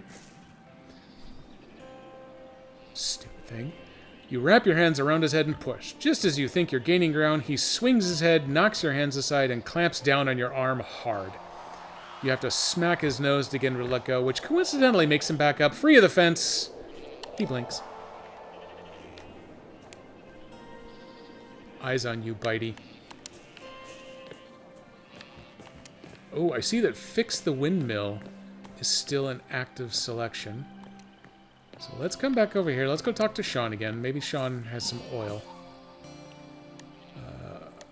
Bitey seems pretty comfortable with his head in the fence. I think he likes it there. That's what I wanted before. Figured out our little charade, did ya? You keep paying attention to your animals like that, you're going to make a fine stockman. Now, he bite ya? Bitey, more like Spidey. You were doing that one. I knew it. Just a loving little nip. Welcome to the family. Good. Yeah, mine's not the more like snore. That's Nico's, but it's pretty close. I don't think I'm going to be able to fix the windmill. I'm going to save that one for a minute. Yup. Let me do another quick bit of a tour. Oh, actually the front gate's open too. Oh, I didn't notice that before. I probably don't want to go wandering around too much. But what I do want to do is spin around. Oh, is this oil over here? Or is it booze? Is there some Fosters over here? Maybe some Victoria bitters? Screwdriver, barbed wire, and turpentine. Damn straight we're taking all of that. Every farmer's heyday starts here. I just gained 25 experience for looking at hay. I got 25 XP for a hay joke? Can I go in? Can I go in here? Can I go in this building? Is that what you want me to do? You gonna take away the roof? Nope, I got nothing. I've already done all that. I've looked at all this stuff. I don't want any sheep or pigs. Anything else over here that I can activate?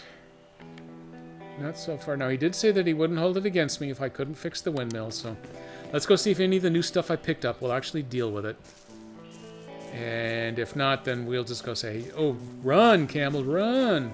We'll go tell him, nope, can't do it. Screw it. Apply oil to the parts that look rusty. That wasn't a choice before. I didn't find any oil, but now it's a choice. You apply the oil liberally to anything that looks stuck. Something behind the vanes clicks and the rotor slowly begins to turn.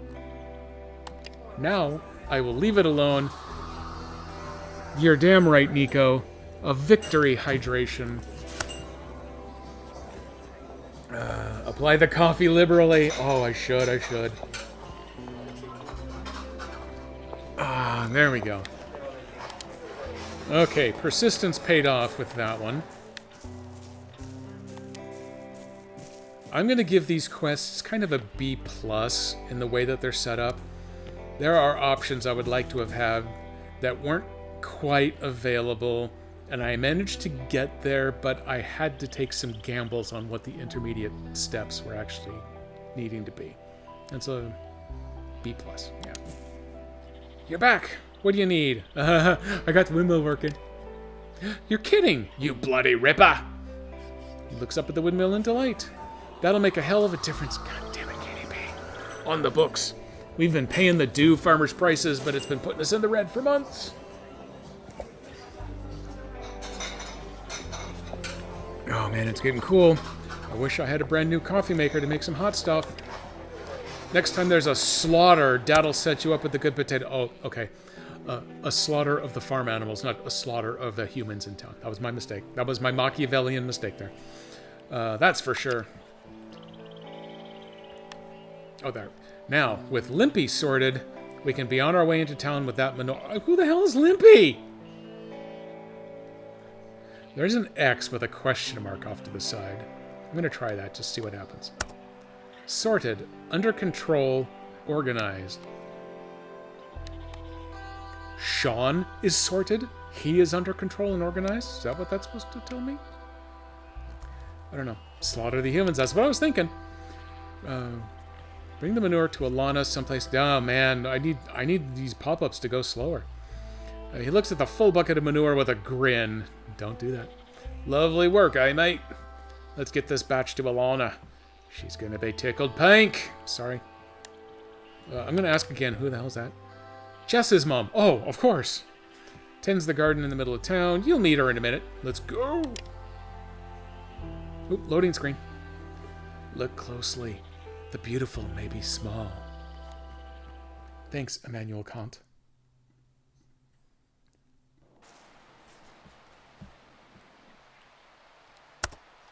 Not bad loading time. Kill them all. He gives her a big grin. I guess her must be Alana. We've brought you more X food for our future food. He pats the bucket. Ought to do you for... Ooh, quest done. I didn't have to do anything. The sound of gunfire pops and crackles in the distance, coming from the direction of Taylor's farm. Oh no! Sean's hand falls to the pistol at his hip. Then he's running back toward the gates. And I am too. Okay, well, that was quick. They actually had to do a full 2 sets of loading screens just for that. Couldn't have just had Alana pop by. It's because we needed to reload the new busted up farm map. Okay, I can get that. Oh, I like the initiative thing up top. That looks pretty cool. Is this the Scarecrow? Oh my god, are we in Arkham? When in combat, your player character will take damage for an adjacent party member with less HP than you. Oh, phew. I mean, like always? No, moral compass trait. Don't you die on me. Okay. So is that automatic? Do I have that trait already? Oh, crap. Does it actually... Team members cannot be attacked. Apparently I am my own team member. Okay, that's good. Ooh, I got a... Oh, man, the wheel of stuff. There's my Barbasol. Shrug off damage. I like it. A little bit of leadership. Drop Bear Beer. Drop Bear, which is slang for koalas. I know this. That is also, I believe, the name of the developer. 375 mils of heaven. I got a grenade. Only one use left of my one grenade. First aid kit. I can sprint. And I can intimidate. Okay, that's my shrugging off stuff. Back off. Reload. Show info. Ooh, neat. Hide info. Oh god, it is Scarecrow. All covered with them creepy ass bags and stuff, and he's right next to a poop bucket. I can't spin the map, but I can zoom a little bit. I'm gonna guess I'm limited to existing within this polygon. It's not really a hex. It's not really anything uniform. Ben Park. I already know my assailants' names. He's out of range. We'll screw that guy then. Do I want the pistol? I think this is a shotgun.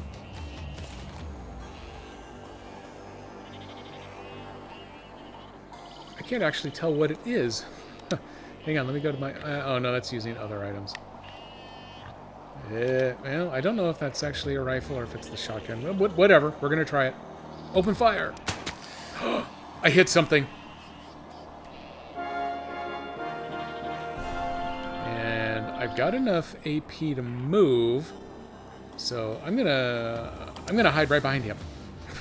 Can I change my facing? Is facing even a thing? I don't really see an option for that. Nope. So we're done. Open fire, you two. Ooh, good job.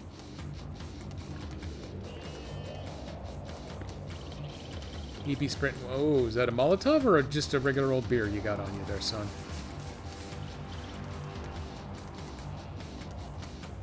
He's already taken a stim pack. If I did 10 points last time... Where... Oh, wait. Is this actually... Oh, what, was I him before? Wait, I'm very confused. He acted on his own, but I'm both of these characters? Because I was me him before. Now I'm other me him, but I wasn't me him. I don't know what the hell I'm doing. How much damage does this knife do? The knife does 7 to 10. Does it show me how many action points it takes to stab a Roo? 2 to move, 2 to stab. We're going to experiment. Oof! And he missed. But for some reason I still have some points left. Do I have enough to just turn around and run away? If I turn around and run away, he might be able to... What the hell does he have right there? Oh, no, he does have a knife, too. I think if I try to turn and run away, he'll get a reactive strike on me, so screw that. And he's... Oh, he's gotten another turn.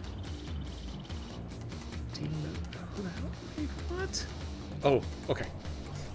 So what do you mean team members can't attack? Am I a bad guy now? No, the cursor was over the character I'm currently controlling, so it told me I couldn't stab myself. That's fair. So, stab him instead. Try not to suck this time. Thank you. And I must have gotten 2 turns in a row, because I'm going to jab him again. And he missed again. You suck! Learn to fight!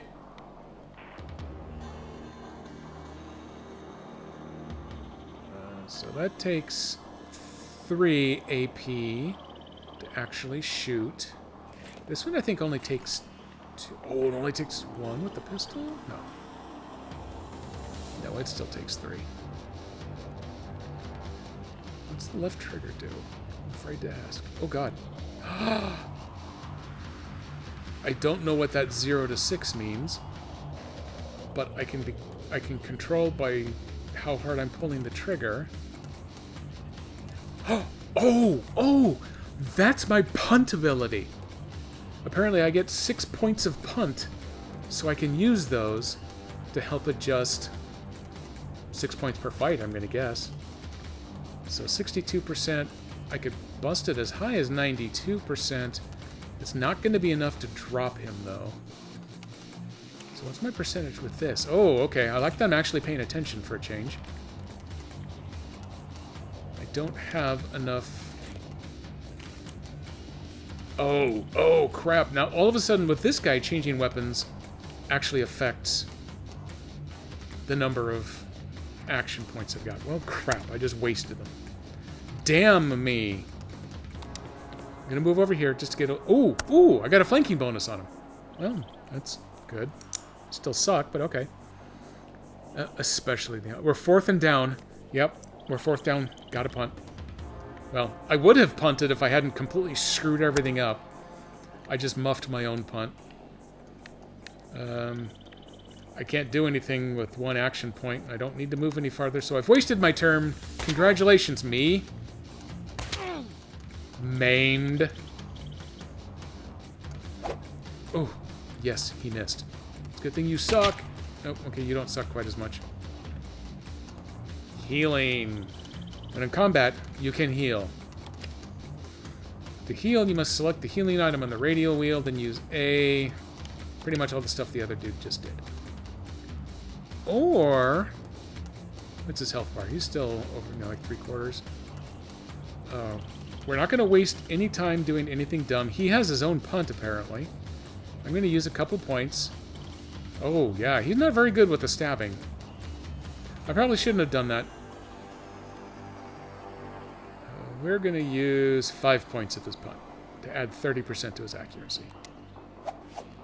He still missed, you piece of crap. Well, he's going to use the rest of his punt, because why not? You suck. I don't care which weapon I've got. I'm just using it this time. And I'm going to put a few points of punt in there too. 77%. Maimed him. And this time it took 3 AP instead of 2 to fire the gun. I don't understand. I just don't. I don't know what's going on here. Way to go, John. And then he goes right back to work. Oh, no, apparently. He's kneeling over the corpse of a stranger, swiftly removing it. Oh my god, he's looting the body already. You think you see a leg twitch, but John doesn't so much as give it a second thought. Dad! He scans the farm before making his way to stand between John and the outer gate. What happened? They caught me taking a leak. Thought they'd get me while my pants were down. 2 of them got away with half the sheep, though. He stands and grimaces. His right sleeve is red with blood. He just saved his own farm. He took them both out. Go see Mum. You're hurt. John opens his mouth to protest, then winces. We need those sheep back, son. He seems to be communicating something to Sean, but you're not sure what. Sean gives a curt nod, and John turns towards Brookton. A few more stitches should do the trick. I'll see you that side. There's a poacher in town, in a cage. Dead ringer. This looks like his lot, if the tactics are anything to go by. Go see what info you can get out of him. All checked for clues here. Sure, I'll go do the hard one. Corrosive Wizard, welcome in. Don't even wait for the body to go cold. Just be nicking his stuff. Well, that's apparently what John was doing to the stranger. I don't know if it's a stranger to me or if it's a stranger to John. Does that really make a difference to me? At least my character? Probably not. But yes, I do appreciate the fact that we were looting the bodies while they were still lukewarm, at least. And you got anything else on you? No. My hope is that that was one of the raiders. Oh, is there anything new in this box? Hang on. No, okay, I've already fully looted it. I'm gonna guess that this was one of the raiders that John killed just before we got there. So now I'm gonna go loot these two. I don't care if they're still twitching or not either. They're all strangers till you chat to them. You got good thinking. I like your logic there. A cleaver and $9. I gotta go set that down. 9 times. Wait a minute. I have... I want my $2! There we go. Sure, I'll take it all. I don't know if there's encumbrance or anything in this game. I guess we'll find out later. Can I still access the seeds? You already stole those. 2 minutes, Nico. No, I cannot steal time from them, Nico. Only money. Oh, here's the other one. Over here in the bushes. Ooh, a revolver. $5 more. And bandages. I will take all of that. Where does my money go? If I want to know how much money I've got, where might I go to look for that?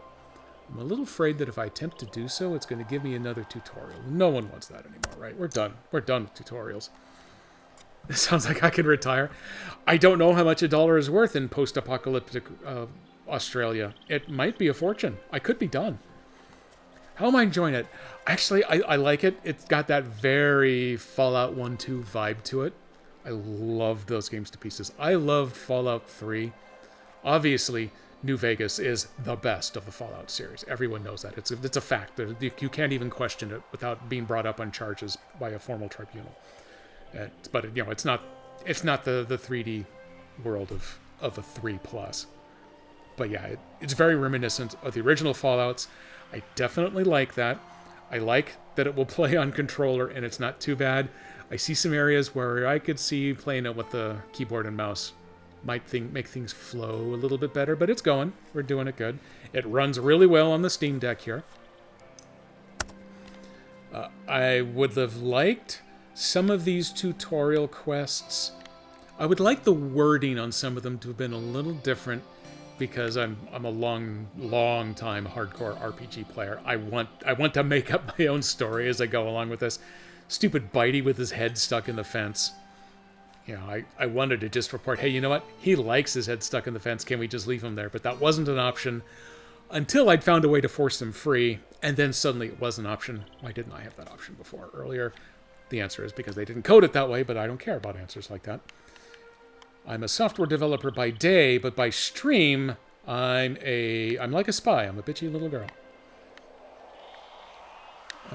So let's see. I have ransacked the 2 bodies that are ransackable. I've already gotten the joke for looking at the hay, which is also very reminiscent of Fallout 1 and 2. Did he... Sean must have completely run away. To talk to Dead Ringer in Brookton near the clinic. I love your optimism quest, but how do I get to Brookton? There's a map over here somewhere, wasn't there? Yeah, there is. Okay, hang on. The ends justify the means. Oh, hey, this shows... oh, okay, here we go. So, here we go. The ends justify the means. Benefit and restriction. Critical hit and critical miss chances are doubled. Yay to the first one. Not so yay to the next. Plan and execution. This character begins combat with -5 initiative. At the start of every round, they gain a stacking +5 bonus to initiative that lasts for the rest of combat. I like that. That's kind of a cool mechanic. I start off a little slow, but as the fight goes on, I get faster and faster in terms of round starting. I like that. The greater good. I don't qualify for that yet. And don't you die on me. Okay, so I do suffer from that one. If I'm too close to someone whose HP are below mine, then if they get hit, I take the damage.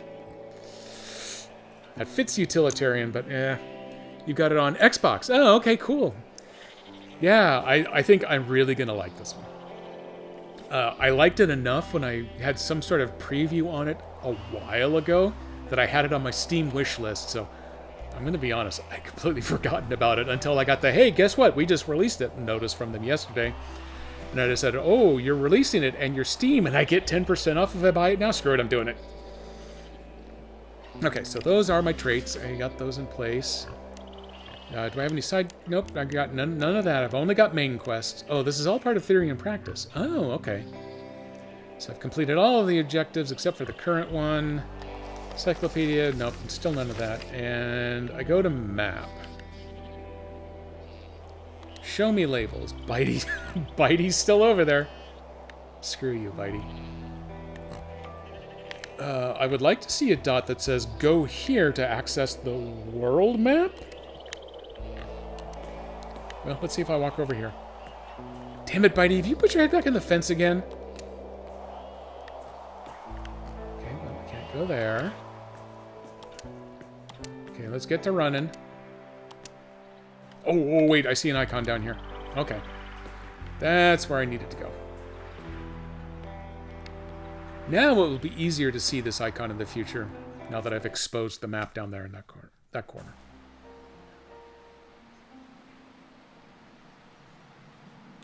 Talk to Dead Ringer. Oh, why? And then you can't wrap around to the left. I gotta go through all of these to the right. Here's the city. I'm a little too used to playing SnowRunner, so I gotta scan the edges of the map to get an idea of how big it is. Okay, that's a good size. We're just gonna walk right down Main Street. I can, okay, don't pillage the gardens. Don't pillage the garden yet. Oh, but they left the gate open. I think that means they want me to pillage the garden, right? The dirt around town is dry and thin, but here it's good, rich soil to dig your fingers into. What happens with this one? No easy feat to grow veggies this vibrant. Someone's put a lot of time in it. Okay. Oh, there's Alana. I saw Alana before. This is apparently where we loaded in and then immediately loaded out once we heard gunfire coming. I still do not know where the clinic is, so let's just go. Let's expand the map as long as we're here. Yep, that just moved. There's a person. That person's alive. Or hooked up to a bunch of strings. Go on, hit us a 6. That must be a cricket joke, but I'm American, so I do not understand cricket, even in the slightest. But I got 25 XP for listening to a cultural joke. I have a certain degree of appreciation for that. A boy and girl. Teeter-totter. Gotta let those little ankle biters have fun. No, okay, you can stop telling the Jack no, because I'm not going to get it just because you tell it multiple times. Dumpster dive. Oh, look at all of this. Brookton skip. Large empty water bottle. Small empty water bottle. Useful rags. I mean, it's right there in the name. I'm taking it. Not got that far, though. Spent most of my time doing the origin story. Been looking forward to it since I saw it pop up coming soon list. Oh, yeah. Honestly, I don't remember where I saw it originally. Looked an hour before it released. There was no price. So you got it on Xbox. 10% off. Yep. This morning got a notification. You can get it on PlayStation for 26 quid. What did I get it for? $33, which is pretty close. Basically 30 quid, I guess. Give or take. Saved an extra 6 if you're patient. Yeah, so yeah, I paid about what you did for the Xbox version then. Yeah, that makes sense. I don't have... And actually, I've never had a PlayStation. I have an Xbox downstairs, but it's an Xbox One. I've never invested in any of the newer ones, so it's been a while. I wasn't doing math. I was doing currency. Currency counts because currency is money, and money is good. Greed is good. Remember that. It was a lesson I learned 40 years ago. Damn it. Stupid old movies. Okay, so I have stolen some stuff. How about in your bins? See, I know they call them bins. Oop, footy. Deflated footy. The football is slightly soft, having received a few too many punts across the lawn. Different kind of punt. It's been lying in the sun for quite some time. The upper portion blazing hot. The underside cool and clammy. Gross. Oi, mister! Chuck it here! See, there's your Cockney.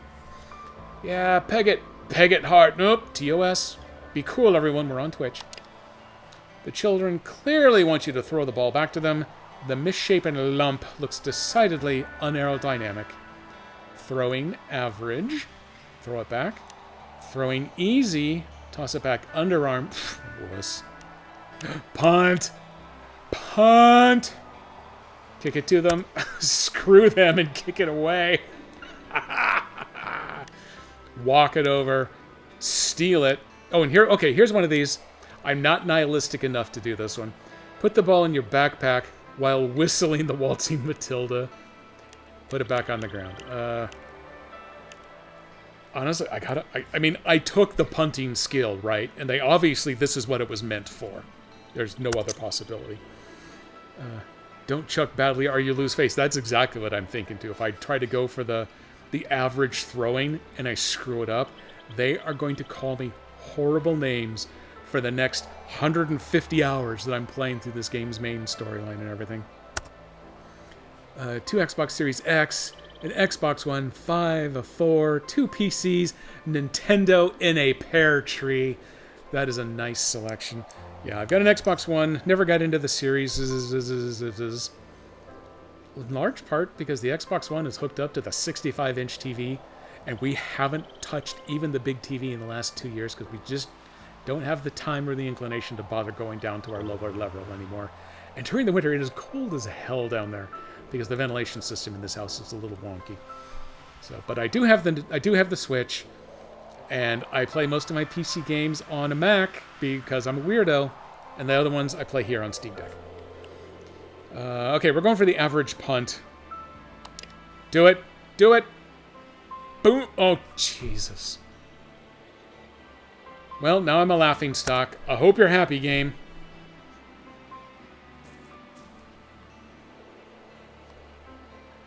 This is your fault, KDP. Your kick barely lifts the ball above the grass, and it quickly rolls to a stop just outside of the playground fence.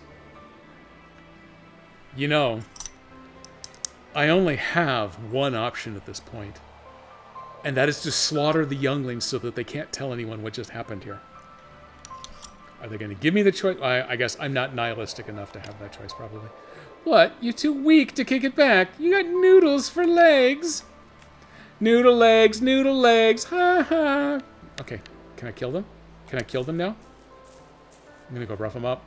How's it going, Noodles? Oh, crap, they are going to taunt me for the entire rest of the game.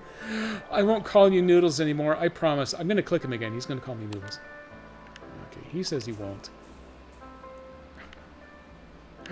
Okay, that is so funny, it was worth it. I'm okay with it. I'm gonna go talk to a stranger. Because strangers are only friends we haven't met yet. Or looted. The gangly young man wipes his hands on his coverall when he sees you as Carrot Orange. Oh god, it's Carrot Top. Who are you then? Just Joe Blogs. Wandering the wastes. Oh hey, I have a Jackaroo option. Does that mean did I pick Farmhand? Is that what the hell a Jackaroo is?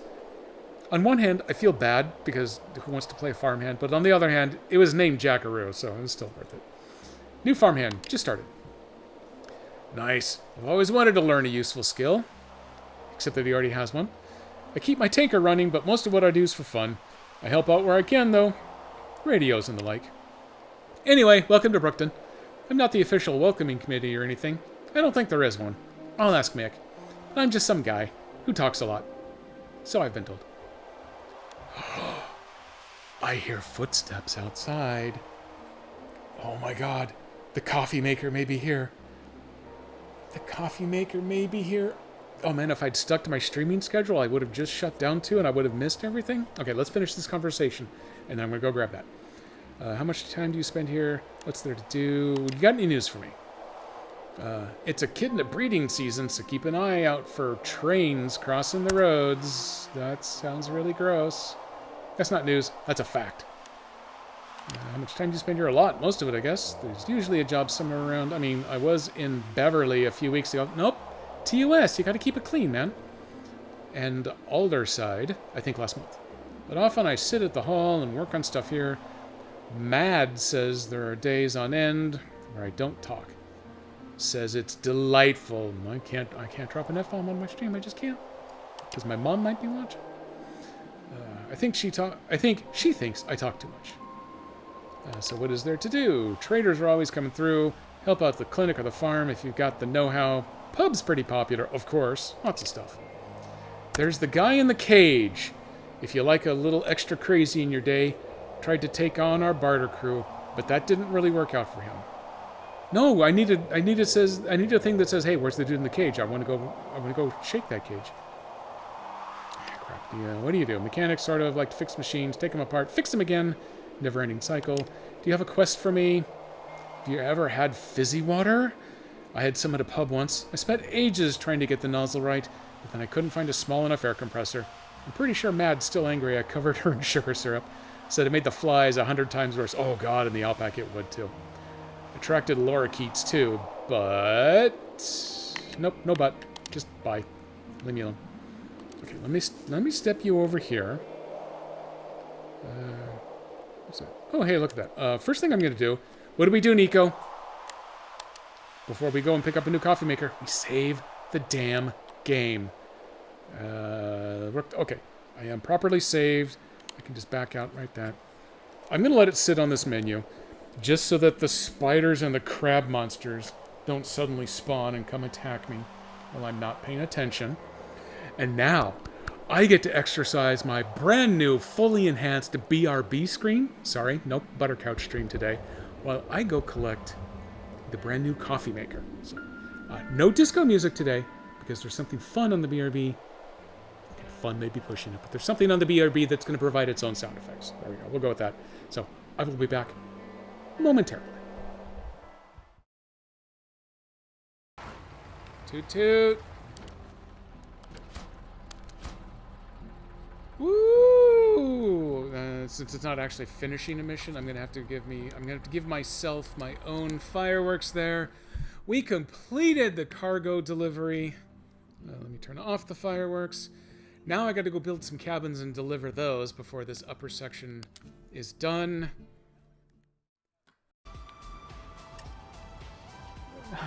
Oh no! What have I done?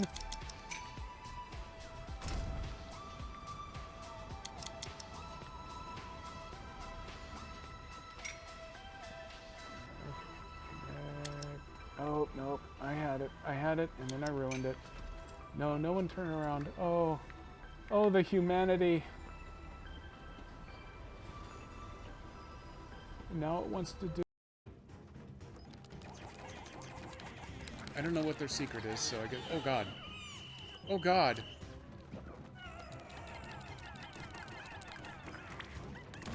Oh, God! This is bad, yeah. Yeah, you've definitely got a point there. This is terrible. No! No! No! No! Everyone run! Everyone run! Because there's a pressure plate. I wonder if I did that. It's been a while. I forgot that. Wow is right. I got that button right there. Wow. Wow. Oh yeah, I was gonna see if this actually throws fire. Oh! Holy crap. That actually worked. I'd like to thank, who was that, KD last night on the stream, who recommended... Takes it a few moments to stop playing the sound, but there we go. I got a new BRB screen. Oh god. Oh god, it's right behind me, isn't it? It can see me, can't it? The new ninja's here. I just made you land. Oh my god, look, there's a grub. There's a grub on the landing pad. Quick, someone squish it. Someone squish it. Congratulations, Nico. You scored points. Hey, Corrosive, thank you for the follow. Oh god, this is so heavy. Why is this so heavy? This is just supposed to be a coffee maker. Okay, let's get to unpacking here. I did not plan far enough ahead to have the... there we go. I didn't plan far enough ahead to have the external camera hooked up, so we're going to have to do a little pivoting. Also, why bother actually having, you know, a knife handy knowing that a box is coming, so we'll let the house keys do the cutting, because that's what house keys are for. If I don't put these back in my pocket, I'm going to lose them. There we go. Let's see if I rotate this out a little bit, and I'm going to point it back up a little bit. There we go. It's a little backlit because the sun still exists. Stupid sun.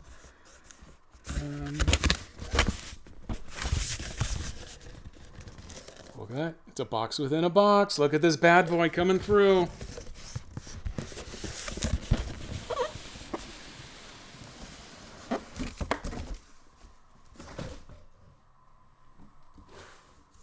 There we go. Standing over there. Oh, flipsy daisy.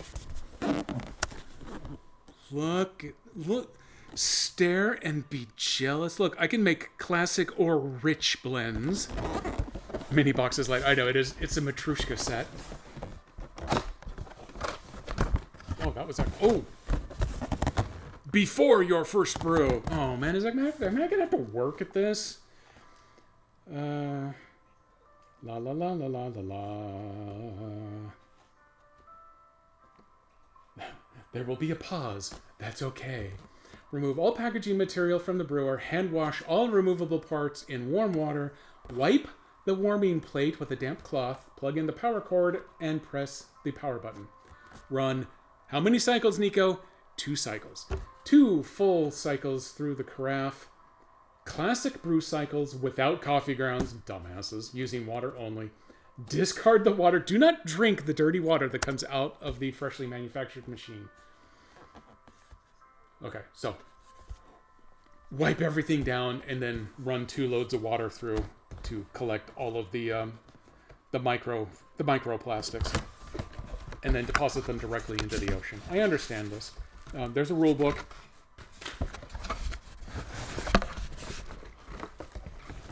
There's some recycling.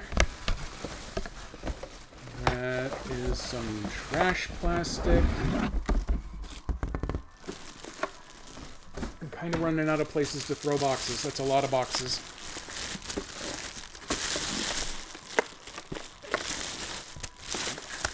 What kind of madman would do an unboxing video of a coffee maker? I mean, it's not even a $400 coffee maker. As far as you know, as far as Master Jedi knows. Here we go. Oh, oh, yep. Okay, so they knew what happened to the last one, so they've protected this one. I'm pretty sure this is how they designed me to use it. It's wrapped in a insulative foam. I need you to not lean as hard. I need my lap to be level. Oh, okay, well, lean gently. There you go. How far around does this tape go? Here we go.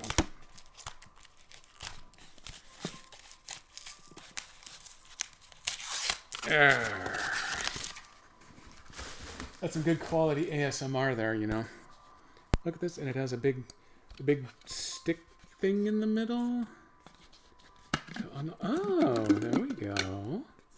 Oh, this already takes care of the problem I had on my last one. It had the two little plastic arms on this side that you clip into place and then it pops in and out. One of those is what broke off, so it never really hung on very well. This one decides, yeah, that was a stupid design. Okay, this is just me being stupid. The design's fine. It goes on and then rotates and clicks into place. Pop. Oh, yeah, that's going to last me a lot longer. And then there's a disc over the warming pad. And then, oh, we got some, got to remove some tape before using. And, oh, there's one more tape back here. Oh, nope, there's one more tape. Oh, God, there's tape everywhere. Oh, interesting. There's a little inset. There's a couple of insets right there.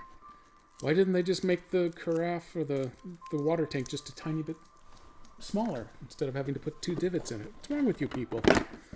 This is why I couldn't just casually get the simple Hamilton Beach replacement, because they didn't have any that they would deliver by this morning with the separable water tank. I needed a separable water tank. So now I have got it. That one actually feels a little tighter than the other. Oh, damn it, there's more tape. No one look. And then a ninja scoop, because apparently one ninja scoop is somehow totally different than a normal tablespoon. I don't know how. This one isn't so fancy as to do the grinding for you. But then it's got... it does use the V-shape. The V-shape filter, but it comes with one of the permanent ones already. So my old permanent one, that's just the simple boring circle. I wasn't sure if I was going to actually have a future use for that or not. So I kept it after throwing out the rest of the coffee maker. But no, it looks like it can get ditched too. It does have room to vent through this top lid here. And then down in the buttons... I don't know, there we go. Small batch for doing little bits. And then classic versus rich mode. Apparently, I have to clean it in classic mode first. Fine, whatever. But then it's never going to get any use other than rich from then on. And it has a clean down here at the bottom. It is a button, but it also looks like it has a light. Is it going to tell me when it's dirty? You're going to tell me you're a dirty girl? That's fine. I got Delay Brew. I got Stay Warm. I definitely want that one. And it's supposed to have an adjustable temperature, but I don't see that somewhere. Maybe when you do the Stay Warm, the clock display changes to show you the numbers there. I'm going to try to set this down without breaking it. There we go. Right back into the studio. That was kind of silly, but that's okay. It's a Thursday. It's a bonus. I wish I were of a social status that entitled me to use rich mode. Right here. Yeah, I told you, I was way too rich to have to actually carry the water from the faucet in the carafe over to the coffee maker and pour it in. You have people to do that for you, or you get the separable water tank so you can take it over and back, and then you get only the right amount of water. So one thing I really liked about the last one is that when you filled its tank to 12 and then you set it in the machine and you brewed, it actually made 12 cups. It knew the 1 cup for the machine rule in the little markings that they put on the side. That's it, KDP. It was a goal on their part, so I'm hoping that this one does the same thing. This one may not even care. This one might, when you push the button, just pull as much water as it thinks it needs to. Hey. So, there we are. We have completed the really dumb, pointless unboxing. But tomorrow morning, there is going to be the good stuff prepared again. Master Jedi she lands at like 10:30 tomorrow night. So tomorrow's Unicorn Overlord stream should have the return to the good stuff. Darth Mug will be making his return appearance. But since I managed to get that squeezed in, I'm going to come back over here. We're going to go talk to the guy in the cage. And then depending on what he says, I may end up having to cancel the stream right then and there so that I can go clean up this coffee maker and also have dinner. There was, at work today, another panic team meeting that went on. We were on that call for 3.5 hours because it was that level of panic. The VP of software development, and we're a software company, was in attendance at this meeting, starting at about 45 minutes in. Ya boy found what was the problem. And ya boy found that the problem was caused by somebody else doing a different thing, and it wasn't even our team area responsibility. So I did bring this up earlier. KDP was here for this one, I believe. But I got a verbal gold star from the VP, so I'm hoping come bonus time in November, it's really going to pay for itself. Or because we just fired a guy last Friday, not getting the same thing, I would also accept that. That sounds fair. Save completed. Oh, did it actually not do the save until I've exited the menu? Oops. Okay, let's go see if we can find the guy in the cage real quick. Oh, first we're going to rob the ambulance. Sarah's ambulance. It can't clock quite as many miles as it once did, but still has its uses. It's a good place to go take it. Oh, I see a dude in a cage. Dead Ringer. We're going to zoom in on Dead Ringer here.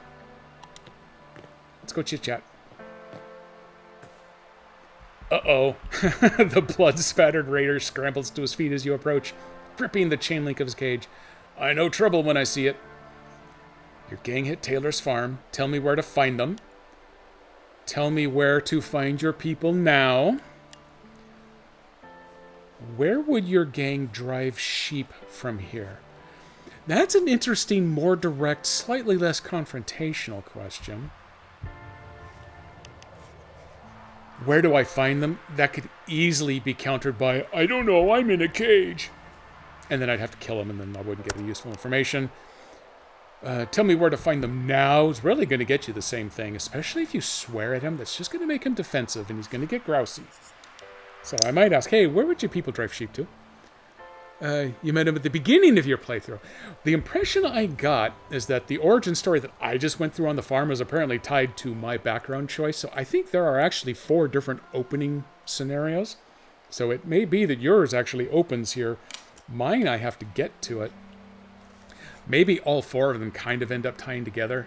Which one you get first depends on your class selection. That might be the case. I'm going to be real casual like. So, if your gang had sheep, where would they take them? They hit the farm? Priss must be getting comfy in them big old boots. What's in it for me? Tell me where they are, or I'll kill you right now. I'm not Machiavellian for that. Enough for that. I'm close. I'm like a third Machiavellian. People will starve if we don't get those sheep back. You'll starve. except for those last two words, I would never choose this one. Those last two might be enough to swing. I'll arrange your release. Just tell me who I have to convince. That might work, but then that's going to be another quest. Nothing unless you talk. Oh. Oh, now that one appeals to me a little more. That way I'm kind of playing it close to the vest, which of these I'm actually talking about. Yeah, I'll feed you, I'll free you, I just won't kill you, but you don't know which one of those you may or may not be getting if you don't talk, Buster. So I think I'm going to go with that one. Part of your origin story, so it's good to know things change a bit depending on your class story. So, well, yeah, clearly. Cool. I know a lot of the voice dialogue selections and everything depend on your moral compass and on your background as well. So that's kind of cool to know that they have differing starting points, but there's still a certain level of overlap. So although it enhances playability a tiny bit if you get a completely different origin with a different class, just knowing that I'll at least get bits and pieces of all of the others so that I don't feel compelled to have to play again is kind of handy. We're going to go with nothing unless you talk. I don't play well with promises. People tend towards memories of convenience. Tell you what. Bring me something to keep me going until you can talk to the head honcho about getting me out of here. So we're going with I'll free you. Tell me who to talk to. A beer. It's bloody hot out here. Actually, I have a beer. Oh yeah, and right there. It's my choice. Give him a beer. F this and walk away. No, I'm giving him a beer. This'll do it. Yeah, sure. Here you go. I wasn't gonna drink it anyway. It was warm. Gross. You pull the door to make a gap and shove the beer through. Beauty. Bonza! They would have gone north. Opposite direction you'd expect. But you'll need to be fast. If it's who I think it is, they drive sheep like bats out of hell. Don't forget our arrangement. So I immediately just ignore this dude, and it wants me to go talk to Sean. Well, okay. I threatened to just talk to him and then end the stream there. But yeah, I kind of want to go talk to Sean. I want to see where this is leading. And I'm going to hope that over here, this looks like an open gate. If I walk out here, will it give me... Nope. Okay, just for the record. Just because there's an open gate to leave town doesn't mean that you can actually go through the open gate and leave town.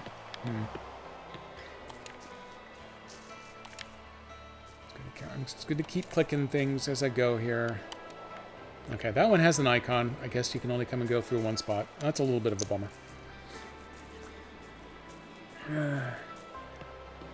I've never ridden on a bat drive. Oh, it's an experience. I bet it is. Oh, okay. Well, this will be a good one then, Corrosive. Let us know how it compares to whether this is your origin story or your origin +1 in my case. Talk to Sean. Yeah, here we go. Oh, okay. He got that all fixed back up. The poop buckets are back in place, as is the feed. The bricks are still there. Bitey. Oh, you son of a bitch, Bitey. And just in case I didn't loot them before, the corpses are still here. How you doing, Sean? Don't mind the smell. What did he have to say?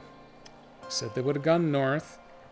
He told me where to find them. Let's go. That's being kind of weirdly evasive. Sean's my friend, right? And I'll get the sheep back. Don't worry. I don't need to make him go with me, but I don't want to rule that out by just announcing I'm off. We're going to go with, yeah, he said they would have gone north. Doesn't make sense to me, but it's the only lead we have. Look, I gotta stay here. Clean up the farm, check on Dad. You go on ahead. Asps. Very dangerous. You go first. Did you find anything else? You sure you don't want to come with me? I'll get the sheep back, don't worry. I'm going to end with that one, but first, did you find anything else? Nothing worth following up on. They know how to cover their tracks. No surprise. Thought we might get lucky, though. Okay, fair enough. I'm not going to force him to go with me. I'll go solo. That'll be fine. I'll get him back. Don't you worry. Find the missing sheep in Avon River. Still couldn't read the whole thing. It's too fast. Good. I trust you. Bring him home. Be careful out there. We want you back in one piece, too. Hit him up. Move him out. Well, there wasn't that much to it, I guess.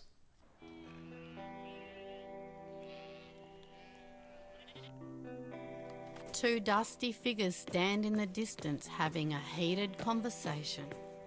You can't hear everything they're saying, but the name Alderside comes up repeatedly. You're able to get quite close before they notice you. As you approach the sheep, however, they suddenly fall silent. These sheep look good. Why don't I just take a few of these? Hey, you. Just stay back, all right? Hand over the sheep or I'll kill you. Okay, no, I'm not going totally nihilistic. I'm looking for some stolen sheep. I do notice that my golden arc has rotated just a little bit counterclockwise there. I'm looking for some stolen sheep. Yeah? Well, these are ours. Look elsewhere. Just hold on a tick. Despite appearances to the contrary, my partner and I can be reasonable. Let's hear what out. Raiders attacked Taylor's farm this morning and made off with most of their sheep. They've already told me it's their sheep. There's no point in asking them again. That's just wasting everybody's time. I honestly don't care where they're headed. Can I buy them? Rob them? Can I look at them? Ooh. This is a possibility. Mark the guy in charge of the town is a delightful... I think your the narrator's different? Well, that's interesting.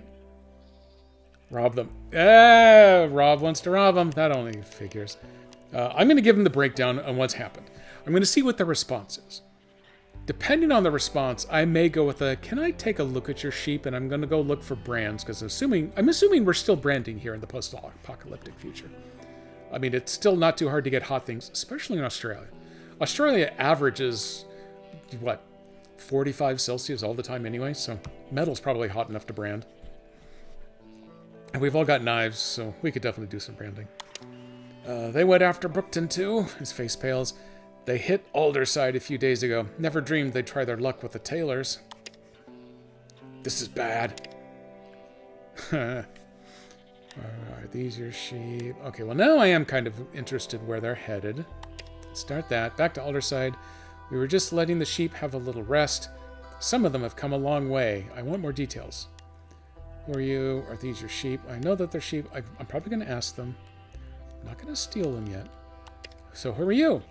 It's Norman and Sue. Of course, I should have known that. Musterers from Alderside. Mustard. Are these your sheep? They are now. What she means to say is we found them wandering loose and added them to our flock. So yeah, ours now. You don't say. So you're on your way back to Alderside? We were. He speaks carefully, like someone afraid of spooking a wild horse. We were just letting the sheep have a little rest. Some of them have come along. We already did that. Can I look at the sheep? She looks at Norman, who nods imperceptibly. I think we're about to draw. All right. She hooks her thumbs into her pants pockets. But no funny business. Examine their ears. Probably not a bad idea. Well, turning your back to them is a bad idea. Picking one farther away is probably not good. There are quite a few different ear marks, all from communities in the area. You spot Alderside. I would want to go with Pingley, but this is Australian, so Pingelly, or Pingelly even, might work. And of course, Taylor's Farm. A third from each place, 30 sheep in total. Probably the stragglers left behind to starve. Okay. Well, she's clearly impatient to leave. Some of these sheep have Taylor's Farm brands on them. Some of them are Pepperidge Farm. I liked doing that. I won't promise to not do that one again. Some of these sheep have my brand on them. Poop. He rubs his jaw and looks at his partner. Here on Sue. You said you checked him. Don't tell me you knew. Of course I bloody did. Her eyes glitter with dark hatred as she turns her gaze from you to him. Brookton's our ally, but so what? We don't get these sheep back to Alderside. You can kiss little Cammie's sweet round tummy goodbye. What the hell is that? Is she pregnant? Norm, no more food for tiny bellies. That what you want? Sue, this isn't who we are. No, her reply is cruel and honest. It's who we need to be. Machiavellian is an option this time. Give me all the sheep or I'll tell Brookton about your little indiscretion. Okay, I don't have to take all of them. You take half and I take half. Brookton has a few more mouths to feed than Alderside, but at least no one will starve. We're gonna put a pin in that one. They said a bad word. I know they did. There should have been a warning. I'll add a warning for next stream. What can I not use? Weirdly, I don't have access to the humanist ones. That's why I tried rotating my golden arc back toward humanist. But I just had the real snarky remark that rotated it just far enough away. Damn it. These are someone else's sheep, and you're stealing them. If the roles were reversed, you'd want them back too, wouldn't you? I can tell your nerves are shot. Take the sheep back to Alderside, and I'll send Sean or John to negotiate tomorrow. Look, I don't care about the other sheep. I just want the ones that belong to us. Damn it, that's the one I wanted. I'm not keen on you wasting more of my time. Give me Brookton's sheep, or the whole town will know Alderside took them. Can I buy some from you? No, we're definitely not doing that one. I'm going to go with the... I don't need all of them. I'm going to go with the let's split them half and half. I think they've honestly been out gathering up the straggler sheep that the rustlers have left behind because it's easier for them to move fast and just leave a few behind. So these are all on the verge of dying anyway, so... I think it's cool that they take half for the work that they've put in to save these from death, but also screw them because half of them are ours. She doesn't break eye contact with you to speak. Gather half those little buggers, Norm. Time to head home. You know what? I'll take it. She waits until he's out of earshot with the sheep. Don't screw this up for us, Brookton. We both came out of this better than we went in. Got a lot of hungry people back in Alderside. She walks away. They left you all the Taylor's Farm sheep and some from Pengelly. Now all that remains is to drive them home. Damn it! And the only thing I know is how to drive bats. Tell you what, I'm calling this one a victory. Where did my victory button go? Oh, I set my victory button aside in honor of coffee makers. There we go. When you arrive back at the farm, an austere man in a bright blue coat is talking to Sean and John. He looks up as you approach. Okay, we're going to finish this part off first. He tries to hide it, but his eyes widen just a little as he sees the flock following in your wake. I hope they didn't steal our camel. How many did you say got rustled, Sean? He looks over the sheep, noting condition and quantity with a merchant's quick appraisal. Your new farmhand's a keeper, that's for bloody sure. I told you, his tone triumphant. What happened out there? I told you. Oh, by the way, what did I not tell them? I am utilitarian, but I can't pick it? What the hell? It didn't seem worth fighting to get more than our fair share. I convinced them to give me the Taylor's Farm sheep and then some. It took some negotiating, but I got back our sheep plus a few extras. I'm going to go with full transparency here, because I think I like Sean. I think I want Sean to stay my friend. I don't want to be vaguely evasive around him, because I'm totally overthinking this again. Bloody good work. Though I'd have preferred you put a bullet between their eyes.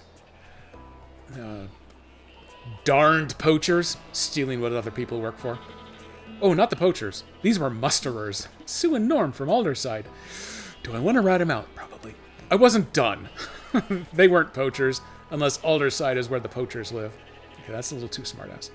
Who said anything about poachers? These were people from Alderside. I didn't catch up with the poachers. Dead Ringer's lead was a bust. No, his lead was valid. I did go north, and that's where I found these. So we're going to go with they were musterers. It's throwing Alderside halfway under the bus. I think this one is throwing them a little more. That's like 3/4 under the bus, and that's 100% under the bus. So we're going to go with, yeah, there were some people from Alderside. Oh, I think had honestly collected these stragglers, so I negotiated with them to go ahead and split up the work. We're going to go with that. He closes his eyes briefly. Didn't feel like sharing that piece of information up front, did you? I'm not going to say it on stream, but I'm going to do this. Sorry. You didn't let me finish talking. Okay, he's been pedantic to me, so I think I'm going to use this one back. Nope, thought I'd save the best for last. You asked what happened, not who was there. Ooh. Now, I didn't want to piss Sean off, because I want Sean to stay my friend. Mick, I probably want at least friendly with me, but I don't think I need to be close friends with him.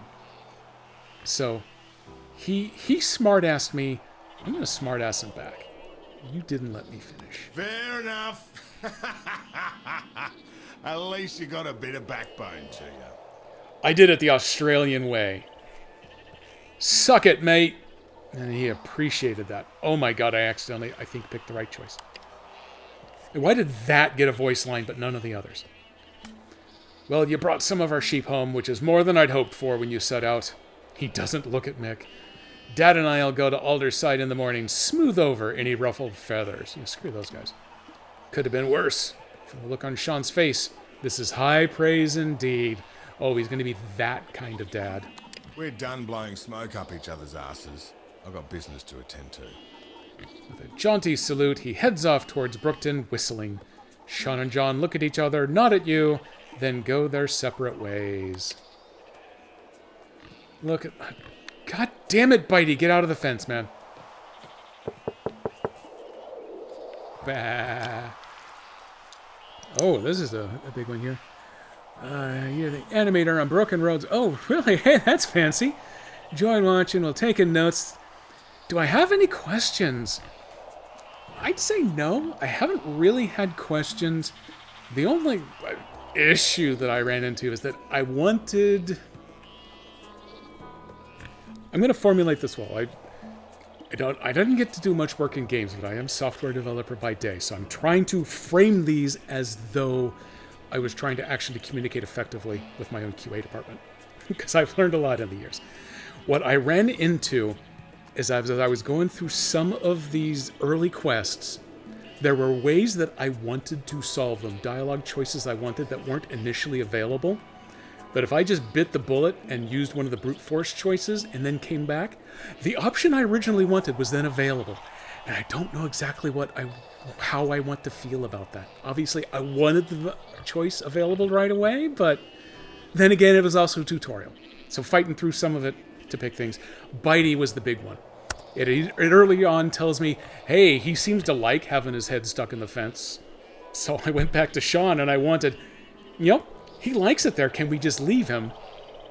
And there was a choice for, it seems like a bad idea to remove his head, which I thought was too far the other way, and I think it turns out that was the correct thought. So I had to walk back, try pushing him through, got bitten, which I liked, and then you go back to Sean, and then you get to tell him, hey, you know what? I think he likes his head in the fence. And then you have the laugh about getting bitten, which is very Australian. It's very funny. So that's about it. Everything else, I loved the game. I loved Fallout 1 and 2, and this is scratching all of those itches for me. Especially gaining experience for listening to culturally based jokes. The cricket joke, which as an American I don't understand because cricket means nothing to me. And also the one for hey, which I did understand because, you know, it's hey. Testing the Bitey logic. I think it all worked. I think I was just jumping ahead, and largely because I've played too many role-playing games in my lifetime. And my very first thought was, hey, if he likes his head in the fence, let's just leave him there. Oh, and fixing the windmill. I found a bunch of parts and some turpentine. I never found anything labeled as oil, but apparently there was some oil in there. It's a language nitpick in terms of story and quest-based stuff. It all made sense. It all worked out. But I don't remember actually finding something labeled oil. But it said, hey, now that you've got oil, you know, apply it to the parts, and boom, worked. So, but that's about it. The actual play has been great. I've been playing a lot of Expeditions, Mudrunner game. That's kind of my... SnowRunner's my real jam. I've been playing some Expeditions. That game has been crashing like crazy on me lately. This game, not a problem at all. I tested it yesterday when I first bought it, I am playing it on Steam Deck. I have it hooked up to the dock so that I can put the HDMI capture on it for streaming. And I have an Xbox One controller hooked up. And it is all working flawlessly. The actual UI inputs, they're all working. The one thing I miss is I would like to be able to hit the left button right here and cycle around to the other side instead of having to do right button all the way across. But, you know, whatever. You asked if I had questions, so that's the only one. Does it matter? No, not really, but it's kind of fun to... Because I wanted to go straight to the map. And then I also discovered that this map doesn't tell me where the exit points are. But also, once I walked far enough this way, I could see the icon down here. But nope, gameplay has been good. It hasn't been a real trouble to follow along with anything. And the performance and graphic level are immaculate. Look at that, I can even zoom. Zooming is something that Fallout was always missing. So hey, thanks so much for popping in. It was telling me earlier how many people are actually tuned in to Broken Roads, and the number seemed a little low at the time, but I kind of start a little early. I'm on Pacific time, so it hasn't reviewed itself. Yeah, the art is good. It looks way better than any of the really ancient Fallout 1 and 2. Oh, good. Thank God. My camel's still here, as are all the pigs. I was worried that the rustlers may have taken them all away, but they only wanted sheep. You know, go figure. Oh, good. Then there's chickens. I also found the fourth pile of poop being inside of Bitey. That was clever, because I walked around the yard looking for the fourth one and couldn't find it. Decided I just give up for a while. I'd come back to that one later. Put a pin in the poop. Came back for it. So, talk to Mick in the marketplace. So that is back in town. It was this one, yeah. Let me go ahead and do a resave. I am absolutely positive those are saved up. But my brand new coffee maker is here. I got to go get that cleaned up. Also, because I was on my call with the engineering team this afternoon as we were panicking over a client issue. And I missed my lunch, so I'm starting to get just a little hangry here. What time is it now? 6:40? Oh, 6:40, yeah. I got to eat, so sadly enough, I'm gonna have to wrap the game up for today. I am really enjoying this game. I'm gonna have to find a way to get this slotted into my schedule. For the moment, Fridays are belonging to the Unicorn Overlord. If I get hung up on that, let me come back to this one. Hopefully, we're almost at the end of Grimrock, so Saturdays may free up. Still only 13 viewers. I had 23 when I first started, so someone else must have stopped streaming. But also, there were only 104 people following the game. Although I'll be honest, I only follow like two computer games. I follow SnowRunner, and I follow MudRunner because those are my jams. I don't even follow Expeditions, and that's what I'm actively streaming on Wednesdays right now. So I don't think the actual following really matters all that much.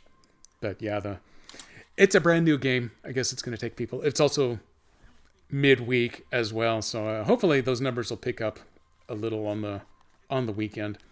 But I am definitely going to find a way to slot this more into my schedule because it's not reflex based, at least not to this point. So I can do a little better than I have on some of these other games that I've been playing. I gotta put old man glasses back on. Hang on, now that we're chatting. 2K around 2 p.m. your time, and you're UK. So that would have been closer to the release time. Well, no, they released yesterday, so 2 p.m. would have been about 6 a.m. my time right now. So yeah, unfortunately, that's when I got up this morning because my work, I got to coordinate with the India team on Thursday morning, so I was up early. And then I had to work a little later than normal because of the domestic team. Oh yeah, it sucked. So, yep. I am going to wrap up for the... now that you bring it up, though, let's see. Let me go take a quick look at who else is actively streaming this right now. I need to... Let me go back to Twitch. Let me bring this up in its own window so I can take a look. And then... I don't want the pop-up. Go away. Let me go to me, because I can click on Broken Roads over here and see who else has got it going. There is only one other Broken Roads stream going on right now. Oh my god. Well, who is Andlog? yeah, there you go. Well, whoever Andlog is, I guess we're going to go ahead and raid them and then see where they are in their game, assuming that they accept raids. Let me bring him up real quick so I got it queued up. Okay, they are affiliated, so that should help out. I am in ads at the moment, but let me go ahead and get that started. So, everybody, thank you for coming in. Normally I don't stream on Thursdays. Today was kind of a what-off because my wife is on the opposite coast for a, not a convention, but a conference. That's it. So I probably won't stream next Thursday, but I am going to be back tomorrow with some Unicorn Overlord. And I will be on my regular Saturday timeline doing Legend of Grimrock. And then Sunday is a Master Jedi day, so we're doing whatever she wants because she's returned from her week away. So my regular 2 a week plus maybe 1 bonus is probably coming back up. So Saturdays and Wednesdays are the normal days. Friday is my bonus day. Now I got to decide how much of this Broken Roads I want to mix in with the Unicorn Overload. I said it too fast, went back to Overload. So I'm going to figure that out next week. Tomorrow, back to Unicorn Overlord. So thank you all for coming. I'm going to hit you with a little disco music on the way out, and we'll get the raid going. So, bye.